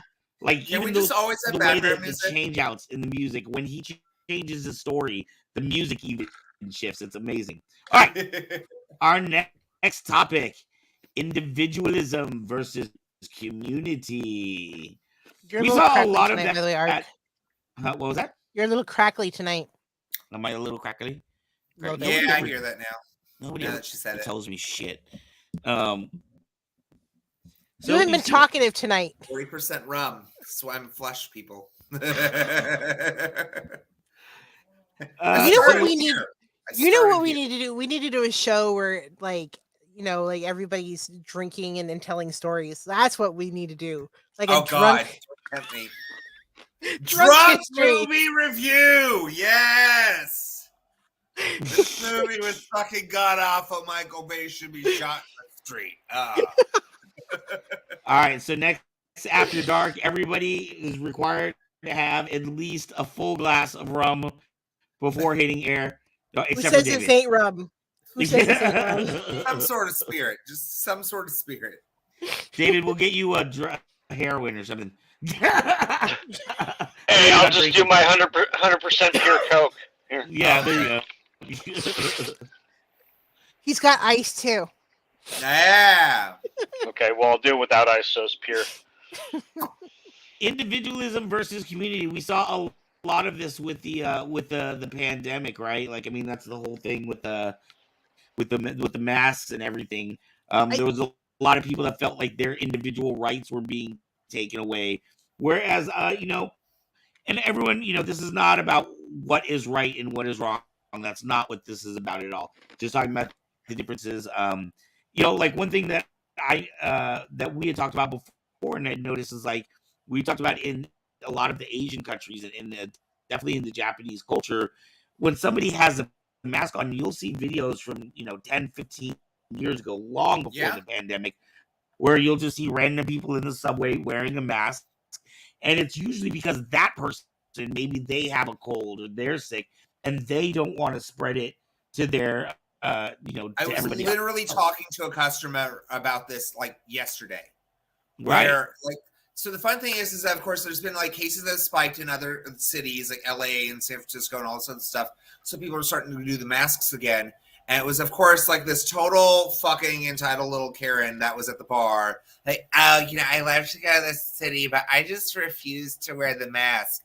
And I don't want to say it, which of course is always the precursor to something hella fucked up and racist. But she's all, and even her sister's like, stop it, you're being too much. She's like, no, I'm gonna say what I want. Like she had a couple of White Claws by this point. A lot of the people were wearing masks. I'm like, okay, but you realize that that's a cultural thing that existed before the pandemic, right? Right. Like I was trying to explain it to this woman because I've studied Japanese culture and language for years. I have my aunt who's Japanese. So no, the fact that you brought that up, I'm like, yeah, no, that's a thing. Like that's a thing that exists culturally, especially amongst a lot of the Asian communities. And you have to think about it. Japan is about the size of California, but only like 20 to 35% of the land space is utilized for like housing. Right. So they have a lot more densely populated areas. And that's why it's so important for people in those areas to wear masks when they're sick. It is more of a sign of respect. And there is no society or customs that I've seen that is more respectful than Japanese culture. The way that they are so passive aggressive by being more polite than the other person is awesome. Like that's the way that they argue. Like I'm going to honor you more than you're going to honor me. I'm going to outdo you. Like that's the kissing contest. Right. Like no, you're more honorable. Like it's hilarious. It's fun. Anywho, no, you're more better. You're better. Excuse me for stepping into your space right now. How terrible of me. Right. So, what are your guys' thoughts? Individualism versus community. Is there a line like, is Japan in general better, or But then you also hear a lot about teen suicides because people don't feel like they can speak up to their parents and be what they want to be because they have to be what's right for the community or what's right for their family, right? I think that being a teenager, I think that's being a teenager in general, right? We all were teenagers. We're like, I just can't be me because you won't let me be me. Nobody understands me. The whole world's horrible. Ugh. Like we all did that. Like, don't even deny we all have that moment. Yeah. You don't understand what it's like to be. You grew up in a different time. Yeah. It was better for you. It's terrible for me. You just don't know. The teenage nobody. Don't try to understand because nobody understands me. I don't want to be understood. Listen to this song I love. It's for that person I have a crush on. Just like but I think it is. I mean, it is slightly different here because we are more of an individualistic country, right? Like we've always been taught to value the individual and the self. Whereas there is a lot of countries where express yourself as whoever you want or whatever you are, right, without it being a fault. Which I think has led to some of the the right wing, left wing fighting that's going on now. Yes. The supposedly woke people. I think sometimes, and I do tend to be more left leaning, but some of that shit just gets way out of control, and I think it just becomes something that the general mainstream doesn't really understand and doesn't want to support or Yeah, We heart you, David, already. Let David chime in. He's dying right now, and I want to know about it. All right, what's going on, David? It's real. Okay, this is what I see what's going on. I think it's spiraling way out of control. The idea of individualism is going way too far. I remember growing up, I knew my neighbors. I could go down the street and knock on a door and somebody will open it. You can't do that anymore. There's such a lack of community at this point that everybody's got themselves closed off in their individual little special boxes in their safe spaces, that it's just there's hardly any real interaction anymore. It's mind-boggling. Oh yeah, the I'm not gonna help you if it doesn't benefit me sort of thing. Exactly. That's what I'm talking about. Yeah. It used to be that you stuck up for the little guy. Like we took care of each other. We didn't, and it's funny because there's a really interesting clip, and I can't remember which show it is now. Where And on top of that, I'm sorry, I don't mean to cut you off, but on top of that, now it's getting to the point to where if you don't go out of your way to celebrate somebody else's individuality, all of a sudden it's become like a major offense, and now you're committing an act of violence because you're not, kowtowing to somebody's expressed specific lived truth. Well, that's because there's too many people that rely on third-party validation to have a sense of worth. Yeah. And the sad truth of the matter is that everyone should be allowed to be their authentic self, whoever they are, without judgment of it per se. But that doesn't mean that you go out of your way to be like an asshole about it and be like, hey, you should really praise me because of what I am, because what I am is just so much more special because there's less of me. It's very like buffon, and yeah, like that's where it gets to that extremism. Like, it's great to be yourself. It's great to be able to wear whatever you want, act however you want, be comfortable in the skin that you have. But if your happiness is based off of other people curtailing to you, or constantly like he said, kissing your fucking ass over it, like then that you're not really confident with yourself. You're very insecure. You need constant praise. You need that golden star. Like, you didn't get enough attention as a child or whatever the fuck it was. But the biggest struggle that anybody should ever have is accepting yourself for who you are, being comfortable in your skin, and not giving a single solitary fuck what other people think. Can I acknowledge that'd be a big part of like people should, maybe grow a little bit thicker skin. Yeah, no, it's important to have a thick skin for sure, for sure. Can and not be so fragile that the slightest disagreement all of a sudden, is some kind of that goes both ways. Destruction towards you, right? Like it's not just a left thing. It's not just a right thing. It's on both sides of that. Oh, I'll agree with that. I'll agree. It is on both sides. There's people on the far right that if you but there's a hang on. Don't talk over each other. Don't talk over each other. Let David finish his sentence. I was just going to say, I totally agree with you, Anthony. It is on both sides, but I mean, I lost it. Go ahead. It'll come back, and I'll interrupt you when it does. No, it's the same thing with like some of the people on the far right, though. Like, if you say this is objectively just not true, they lose their fucking shit. It's weird how we live into this world where like you can't even have honest conversations about stuff because people are so mired in their own belief system of like, no, I'm not allowed to think that way. And that's because of their community. Like, so like on the object of community, it's important to be yourself. It's also important to like care for others and empathy. At the same time, like, there's plenty about the gay community right now that's toxic as fuck. It's full of gatekeepers. It's full of people who virtue signal. It's full of people who are clout chasing because that's the thing that gets them the clicks and the likes and the subscribes. It's not anything authentic. It's something that's doing it simply for the praise of it. And that right there is already like losing the battle. If you go out and film a bunch of videos of you giving some random person thousands of dollars, You're not doing it to better that person's life. You're doing it to get the likes and the subscribes, and that's something that's very fake and hollow and cheap about it. Although I will acknowledge the elephant in the room, the fact that all of us do some sort of attention getting from day to day. No, absolutely. We'll acknowledge it, yeah. Absolutely. I know I'm an attention whore. I'm a drag queen. Yeah. People go, oh, can I take a picture of you? Absolutely. Do you think I want to exist in your feeble memory? Give me some fucking love. Like, at least I'm honest about it. So here's a thought that I had. I was thinking about this when I was driving in the car today. I was thinking about like pronouns and like how it's just spiraled out of control, where people are like making up crazy fucking noises and shit. Yeah. And those I their acknowledge it's a pronouns. potato now.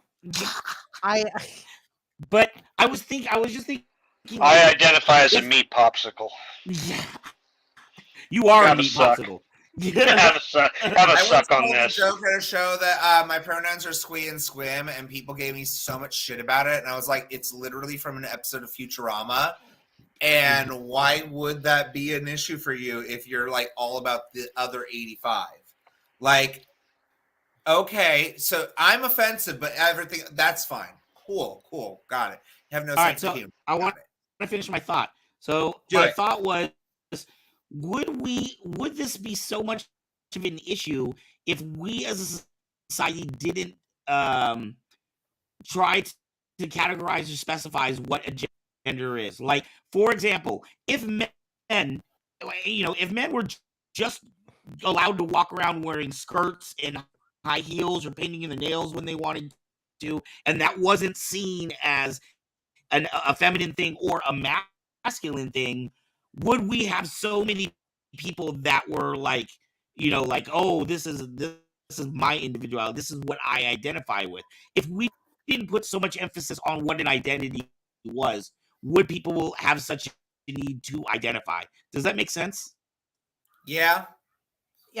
I've said that for years. The fact that, like, if being gay, if nobody blinked at the idea of being gay, there would be no gay pride. There would be no nothing. Like, if none of us ever had it, would just be. Yeah, it would just be normal. Can I chime in? Yes, please.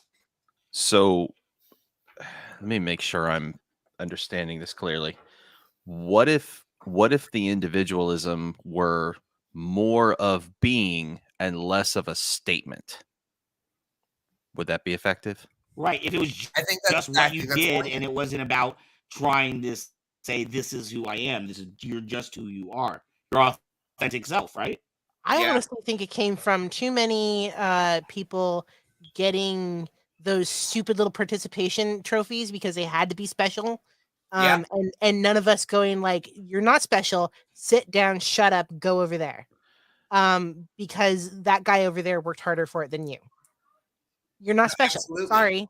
Yeah. Absolutely. I think there's a lot of association with the current mindset of how things are going and that individualism with people who lacked forming coping mechanisms because they were always placated with, here's a participation trophy. You're still great. You still get an award. Like, you didn't do anything good, but, you're still a fragile little flower that needs all the love and nurturing. It's okay, Timmy. You're special. Yeah, and It's again, okay. I was kind of before now that there's time. a whole generation. No, it was the generation like 5 years after me, which is where it kind of bleeds into this whole thing of like, I see it from both sides. And when people bring up certain kinds of like thoughts and comments, you can't question them, because the second that you question the things that they've already parroted, that they don't know anything about themselves, they just lose their minds. They start attacking you. That's why we don't have like general discourse about anything.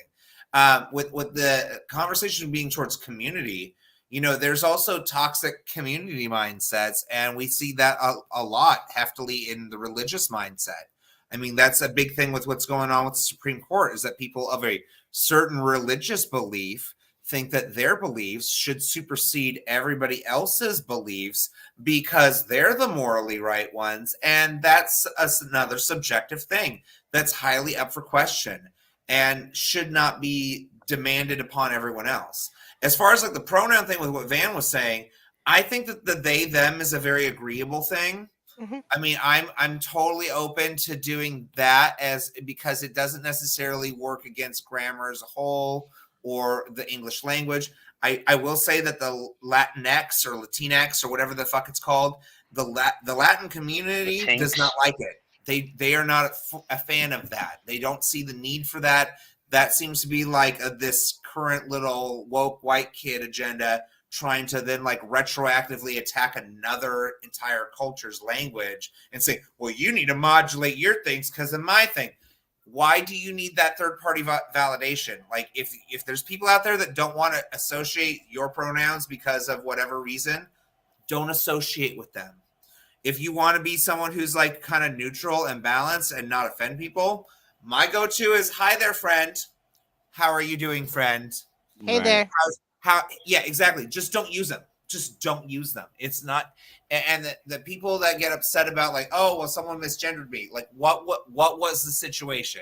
If it's a coworker that's doing it intentionally to piss you off because they're an asshole, that is one thing entirely. If it's some random stranger who's addressing you in the grocery store, maybe check what you're wearing and how you present, and kindly just not give a fuck. What about transgender Okay, so people? Skylar has a very, very, very good point here. Transgender people totally deserve it.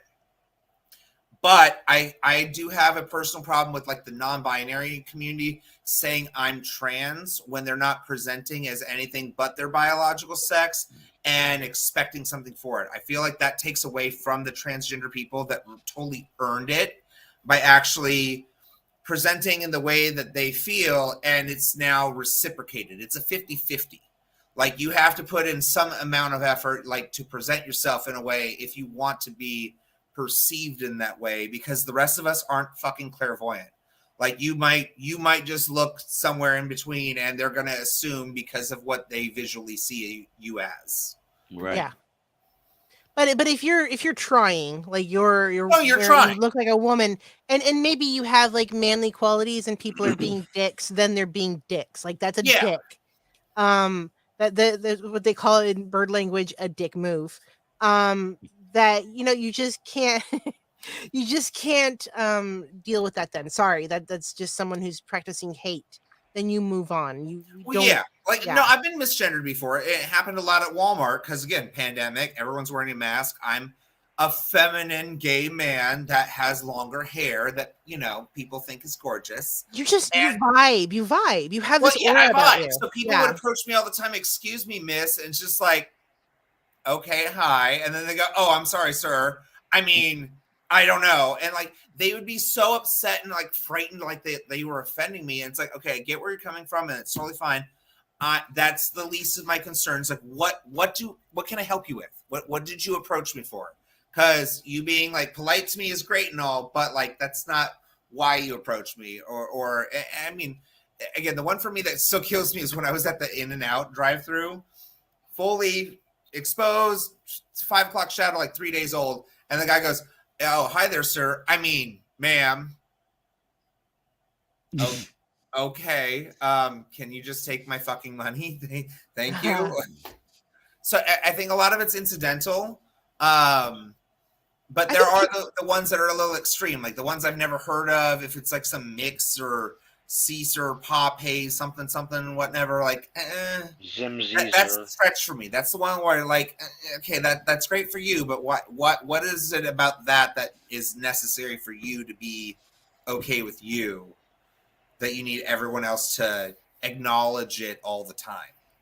I honestly, it's why I kind of believe in auras, because sometimes like you just have this like feeling about someone, even though they look a certain way, you have a different feeling about them. So I'm a big believer in auras, because like I think people can read them in a certain way. Oh, I see them all the time. Yeah, it makes me sound fucking crazy, but I see energy all the time. I think I have this condition that I've seen now feature on TikTok a few times called like visual snow. Have you ever heard of this? Mm-hmm. Yeah, it's where you basically like see static. What is that?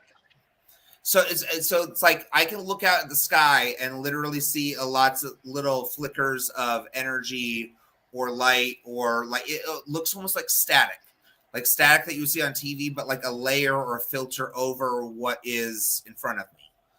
And the same thing with like auras and whatnot. Like it's kind of that space around people that's kind of hard to distinguish. Like almost like this little green screen thing. Like this would be the aura where you see the break from the background and me. Like that would be a visual thing.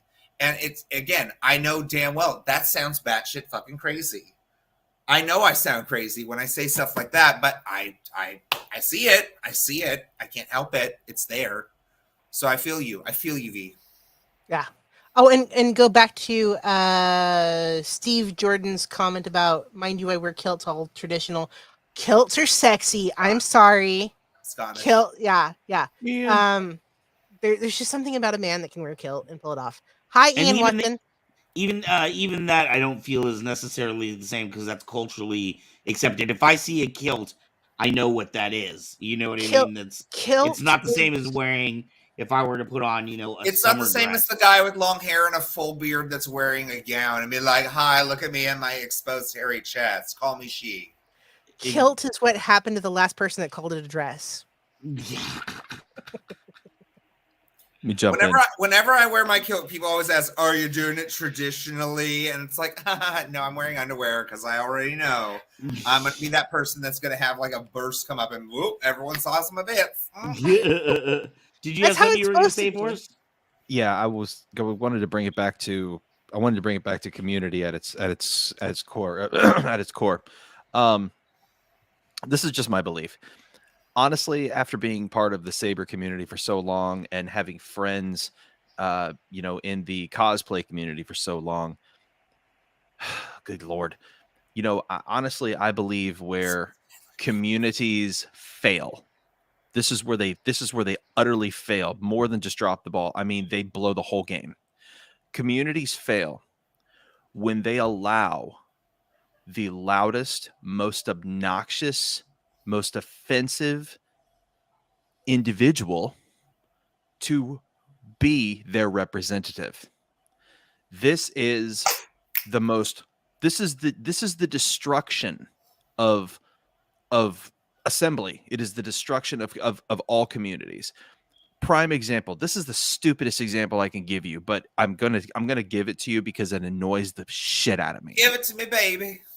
When Big Bang Theory came out, the United States, the nation went nuts at Sheldon Cooper because Sheldon Cooper became the new definition of what a nerd is. That pissed me the freak off because I am a nerd. I am a geek. I am not anything like him. And the fact that quite literally everybody around me, especially those who used to make fun of me in school for being into comics and anime and cartoons and stuff like that, they're all praising this guy because of his Star Trek knowledge and his Star Wars knowledge and his comic knowledge and all this stuff. They're like, he's the coolest thing ever. That was me back then, just a little different. But I'm like, no, that's not what nerds are. That's not the representation of what a nerd is. And now here we go with this. Again, Sheldon Cooper, a fictional character, but yet a loud, flamboyant, completely obnoxious representation of a community that is now ruined. It's the same thing with the cosplay community. It's the same thing with the Saber community. You have people who get on the biggest soapbox, the tallest building. They scream with the most obnoxious voice what the best is. This is the best. You should pay all your attention to this. This is what. Okay, have you ever heard somebody say, "You're not a true Star Wars fan unless..." Those people, those individuals are not put in check by the communities. It's not just those two. You could take any community, sports, college football, NFL, basketball, like Religion. you can have any topic, and you always have those people. Oh, look,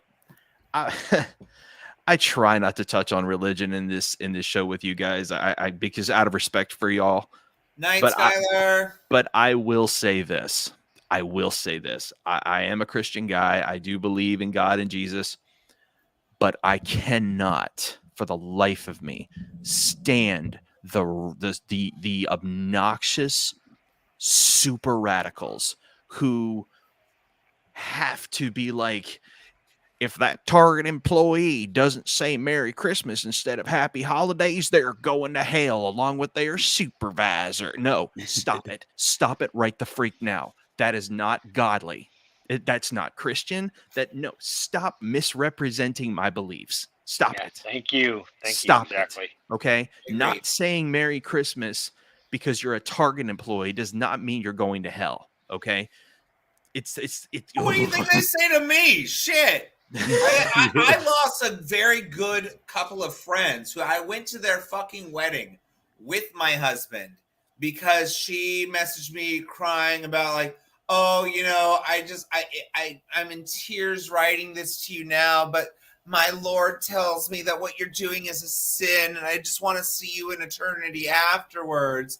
I wish you didn't live this way. And it's like, I'm literally happy with my person I found, and I've celebrated your union with yours, and we were all good friends before this. Like, what the fuck happened exactly? I think that's your pastor in your ear telling you that I'm somehow an abomination.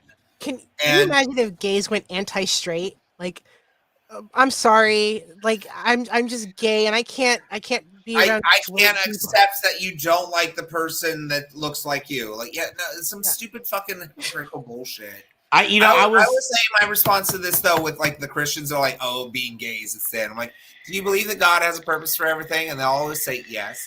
Well, guess what? We're population control, honey. We're at like almost 8 billion people. Right. There's a reason you're seeing more of us pop up out of the surfaces. It's because we need to not have as many. We've already gone forth and multiplied, and now we realize we need to subtract. Like, you adopt everybody else's babies, and it's cute. Well, that's the other thing. That's the other thing with like everything. Oh, well, that's socialism. That's socialism. What would fucking Jesus do?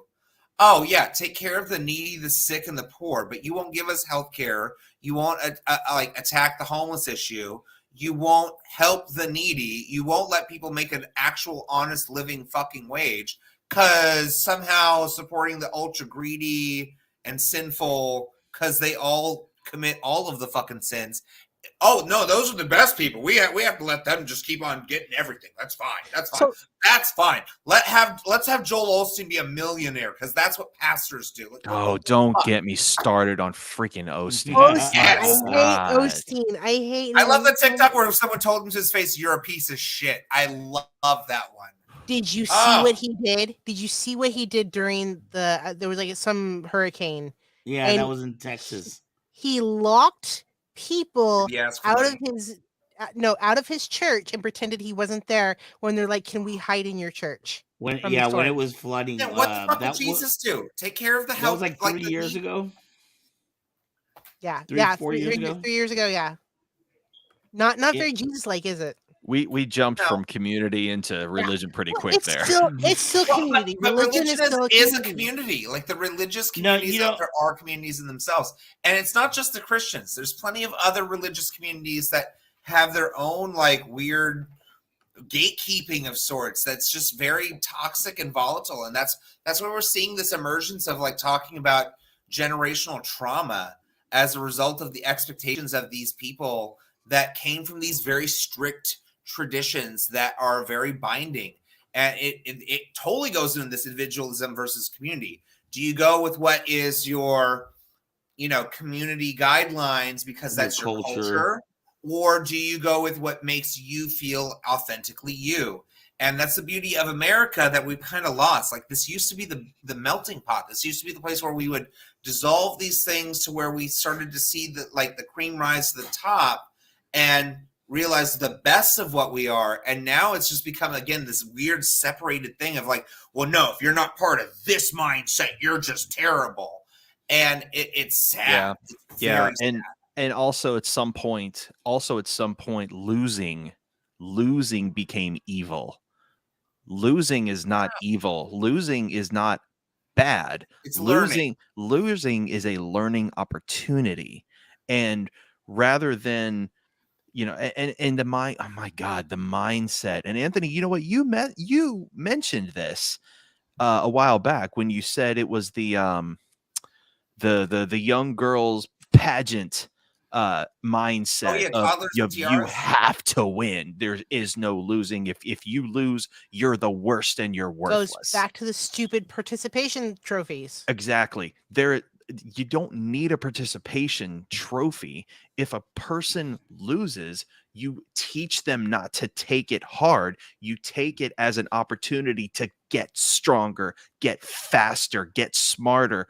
You tell them good. this, but yeah, But I think it's also still essentially. important. I think it's GG, still also guys. important to tell people what they did wrong and why they didn't achieve what they wanted. Because as someone who does it, like, pageants myself, it sucks when I lose a fucking crown and I don't know what I did wrong, or I see that, like, again, their costume entirely fell apart.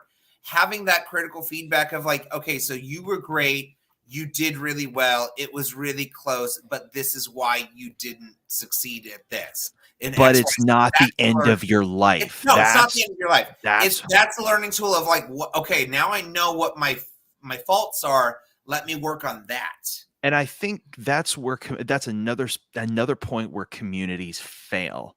Yes. Because in addition to, while they like to uplift the preferred people, not the best people, not the people with clear skill, they like to boost their friends. They fail to support each other in an uplifting way for all to benefit. Not everybody needs a participation trophy, but everybody should have an opportunity to improve. Yes. I think it just comes back to whatever the community tends to support. Like I'm noticing that, like, and with Me Too, I'm noticing that a little bit, some of that stuff has gotten knocked down. But then we have the complete opposite. I'll acknowledge that we have the complete opposite, where there's a lot of backlash of people who are innocent are getting accused. So it's like on both sides. But I do see a lot of the loudmouth, anti-women, macho men that are just getting supported, and you're like, why? Like it's just, because they're the loudest. Mhm. I think what Forrest said is like really important, and now that I think about it, I think that's honestly what's infected.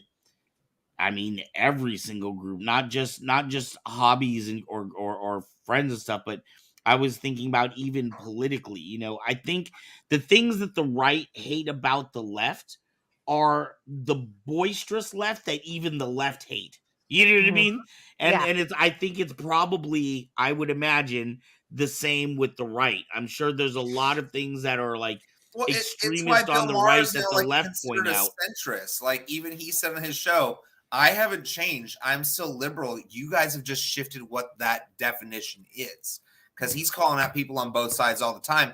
And now he's got this mixed crowd. And it's like, I used to just be like a Democratic guy. And suddenly I got people on both sides like praising me and people also hating on him. Like that is a very true thing. Let me ask you guys a question.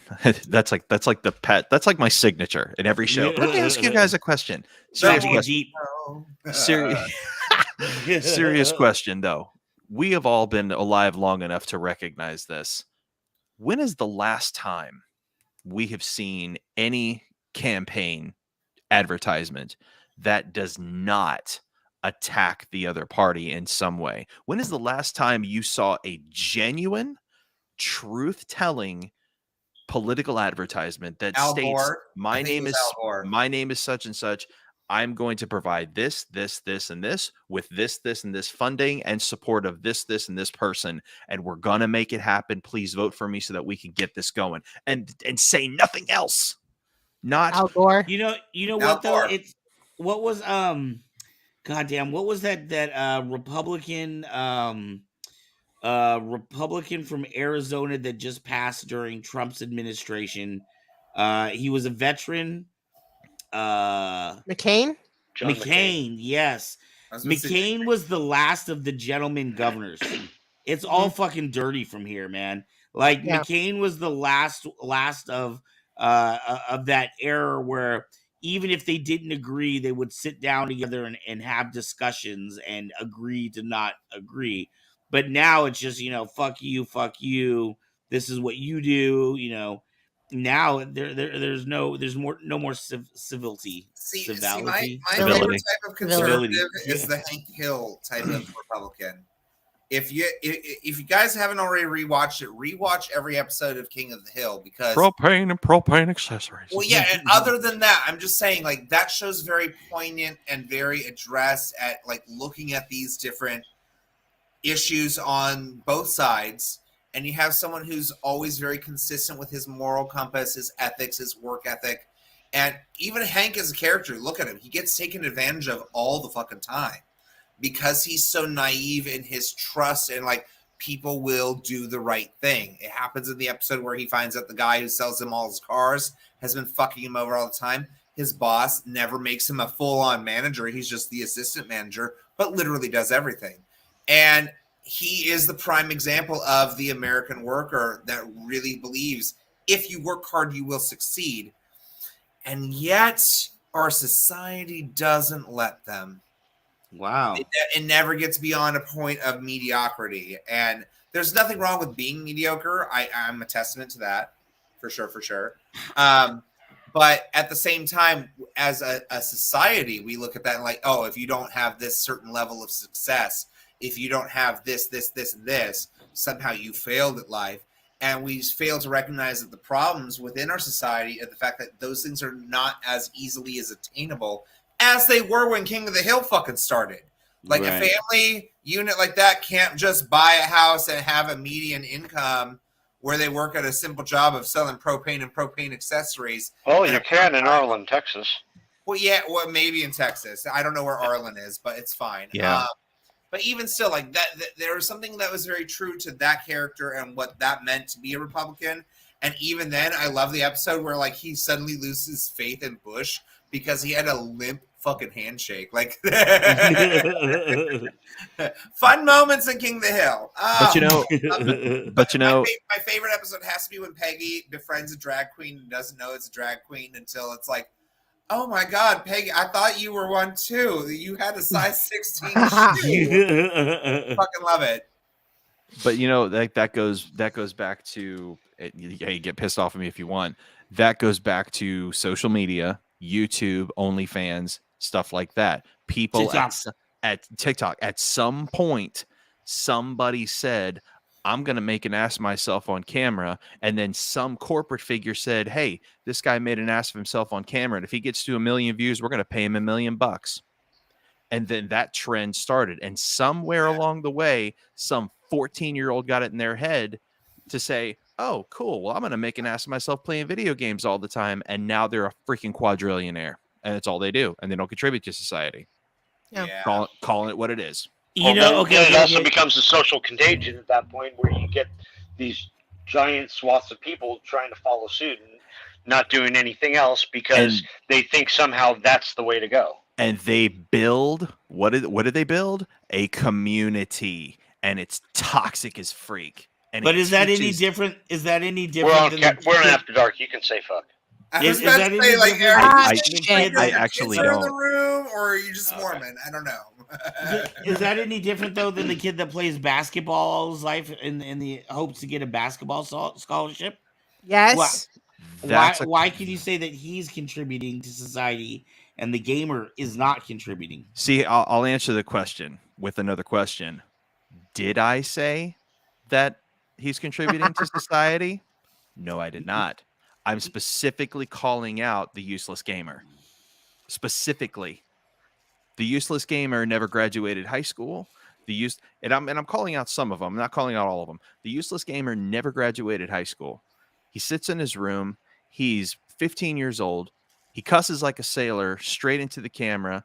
Parents don't give a crap what's going on. More like 20 years old because you can't graduate at high school at 15. He's more like 20 years old, right? playing games 8-10 hours a day. All right.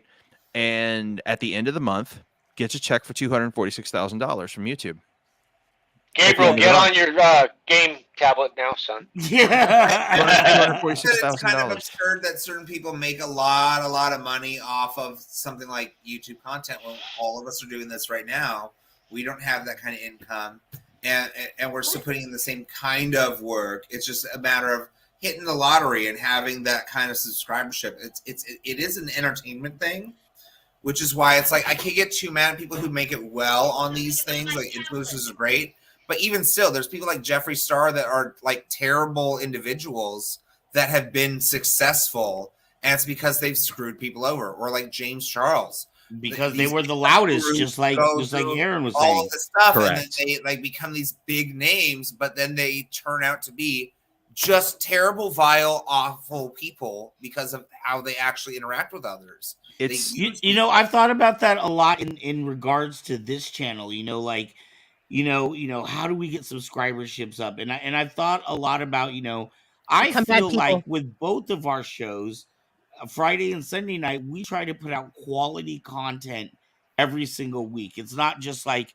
I'm just getting up here and playing whatever game or doing, or just talking about what I ate for dinner. We're trying to actually put out a show where there's thought, provoking ideas, and we interact with the community.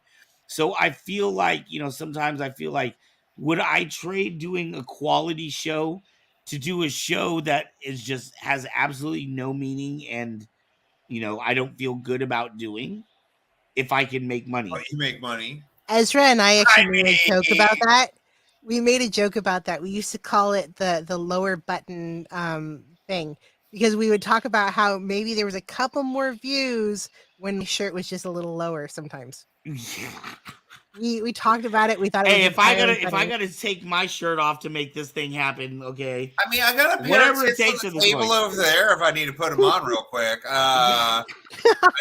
I know my furry animal self might not necessarily get the clicks and subscribes, but Hey, it would get a certain type of viewership. I'll say that. well, OnlyFans. I'm not allowed to do OnlyFans, even though I would just do it for feet because I have like hobbit feet. Yeah, What, Oh. hairy or small? Steve, I hairy wanna and let small. you know- hairy. I have It- big feet that are hairy and weird arches. Like I got some weird ass fucking feet. Also, a King of the Hill episode with Peggy. I'm not Size going to 16. name him. 16. Guys, really 5'2". quickly, in the descriptions below, Steve, there's information for Steve's shows that is coming up. I believe that is coming up for Wednesday, so make sure to check that out. It looks like Steve was going to be popping off here in a minute. And speaking of which, we are at about that time of night, my friends. This God. was 11. a great freaking My- show. My worst Oh. job was working for ARC. Oh, I'm kidding. I'm kidding. I'm kidding. Whoa. All right, let's start and go around. Shots We will fired. start with Phoenix tonight. Let him know your info. Is it Phoenix or Veronica? Because we're Veronica. having a debate. Although, Yeah. isn't your production company Phoenix something or Perch, Phoenix Perch production. Okay, so yeah. it's no longer Phoenix the person, but it is Phoenix the production. It is Phoenix company. Perch, yeah. We're Phoenix Perch Productions, yeah. I have Nerdalism that's coming up tomorrow. Hopefully, fingers crossed. She's so busy, but she's so awesome. Which is Mary Gibbs, who was the voice of Boo. Woo! Yeah, very. She's been really, really busy. So if she doesn't come on the show, guys, don't blame her. She's super busy. Hopefully, We still fingers got a crossed. schedule. Yeah, we got a schedule. I got to get you on the show. Oops, I get you on the show. We have some really awesome people coming up. We have a Disney historian coming. He has done some really awesome books and all sorts of stuff. We'll talk about that. We just had a voice actor who is a good friend of mine. Also works on the project that we're working on. So yeah, Nerdalism is going to be a blast coming up. We're also going to have the author that I was talking about earlier, Patricia. So yeah, come and check us out. Hopefully, we see Mary Gibbs tomorrow. Also, of course, the project that I mentioned earlier, which was Extinguished Worlds, and gosh, it's been a long day. I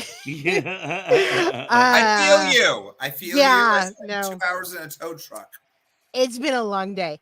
I'm gonna have more pretty soon for a website so that I don't have to do this. I can just be like, yeah, just come check out the website.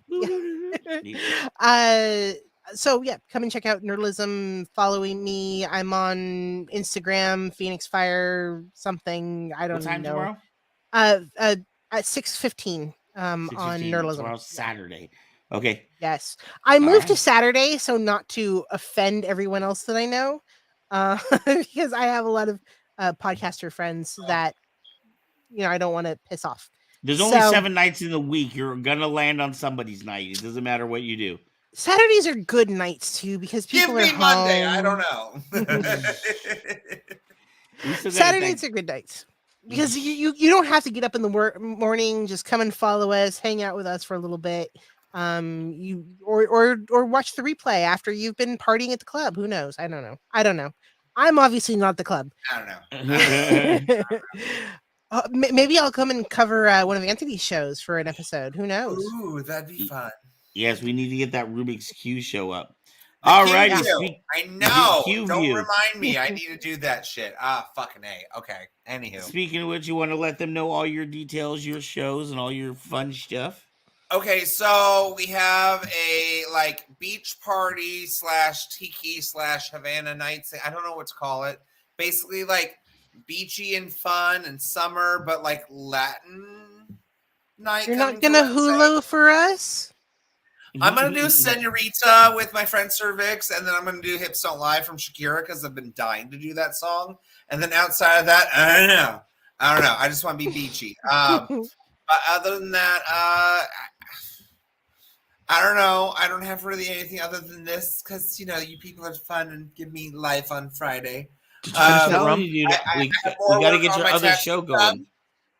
Yeah, we need to get the Q view going. I really need to talk to Aubrey more because apparently she knew every single video game I was talking about that one time. Me too. Outside of that, come join us on the gamer channel. We don't need to be all girls. And I mean, right? Well, I will dress up like a girl with all girls. It'll be fun. I'll be the one awkward guy. I'm down for that too. Other than that, I've had the day from hell. I wish I had a Patreon or something or a Venmo that people could just give me money and use it. Everybody like and subscribe to I need a month to go by where I don't have extra car expenses, and then I'll be fine. Yeah, say Juan, we're trying to add more shows now. Yes, I'm done. We have lots of ideas. It's just getting schedules down, and so that my goal, my dream is to have at least one show a night for you every night when you come to KCP.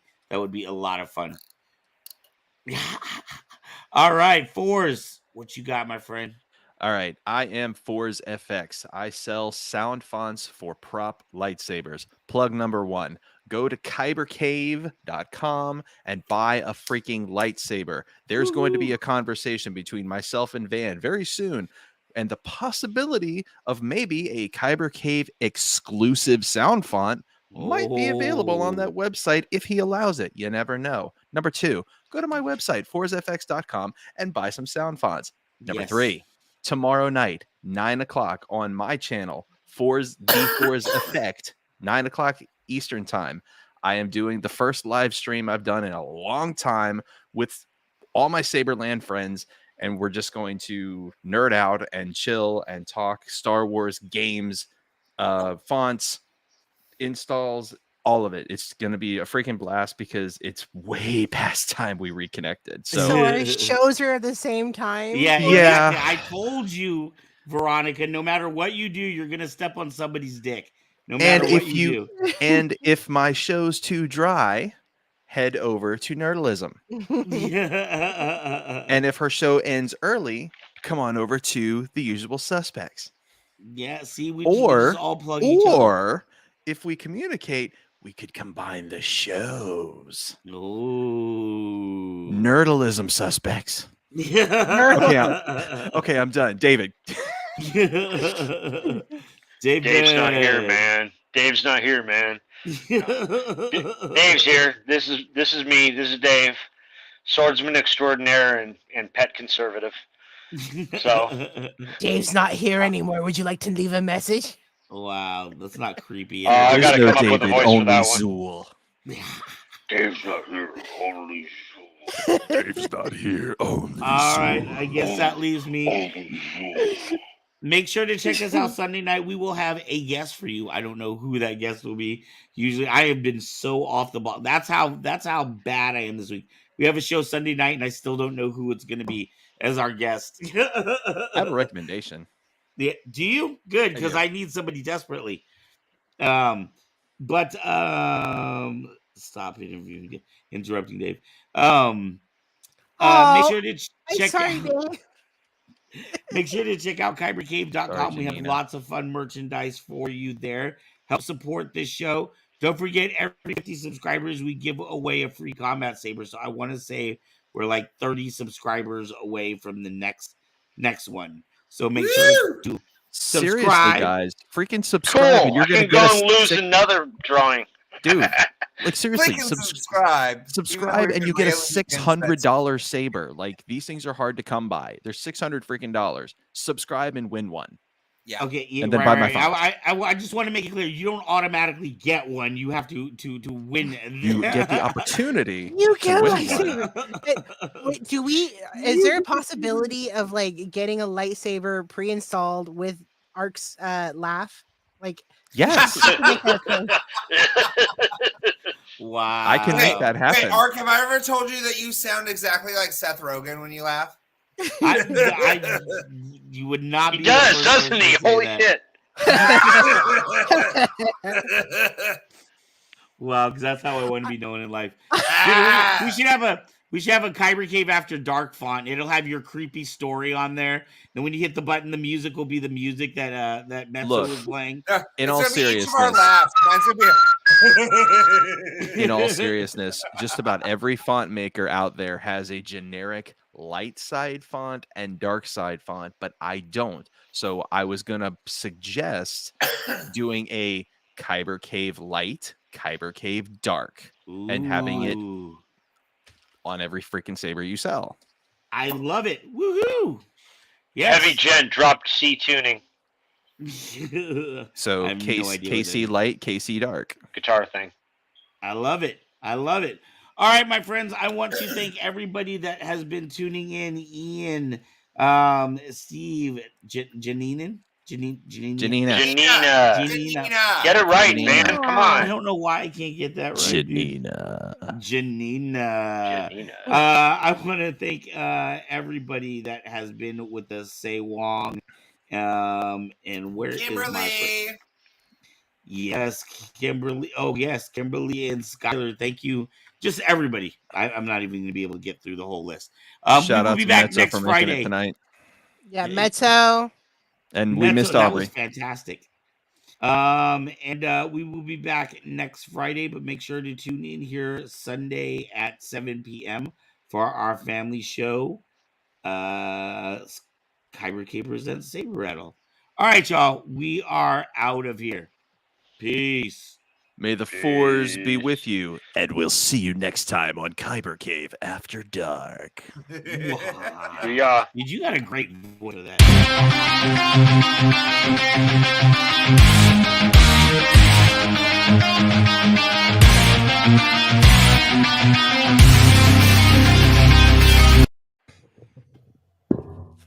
Holy crap, tonight was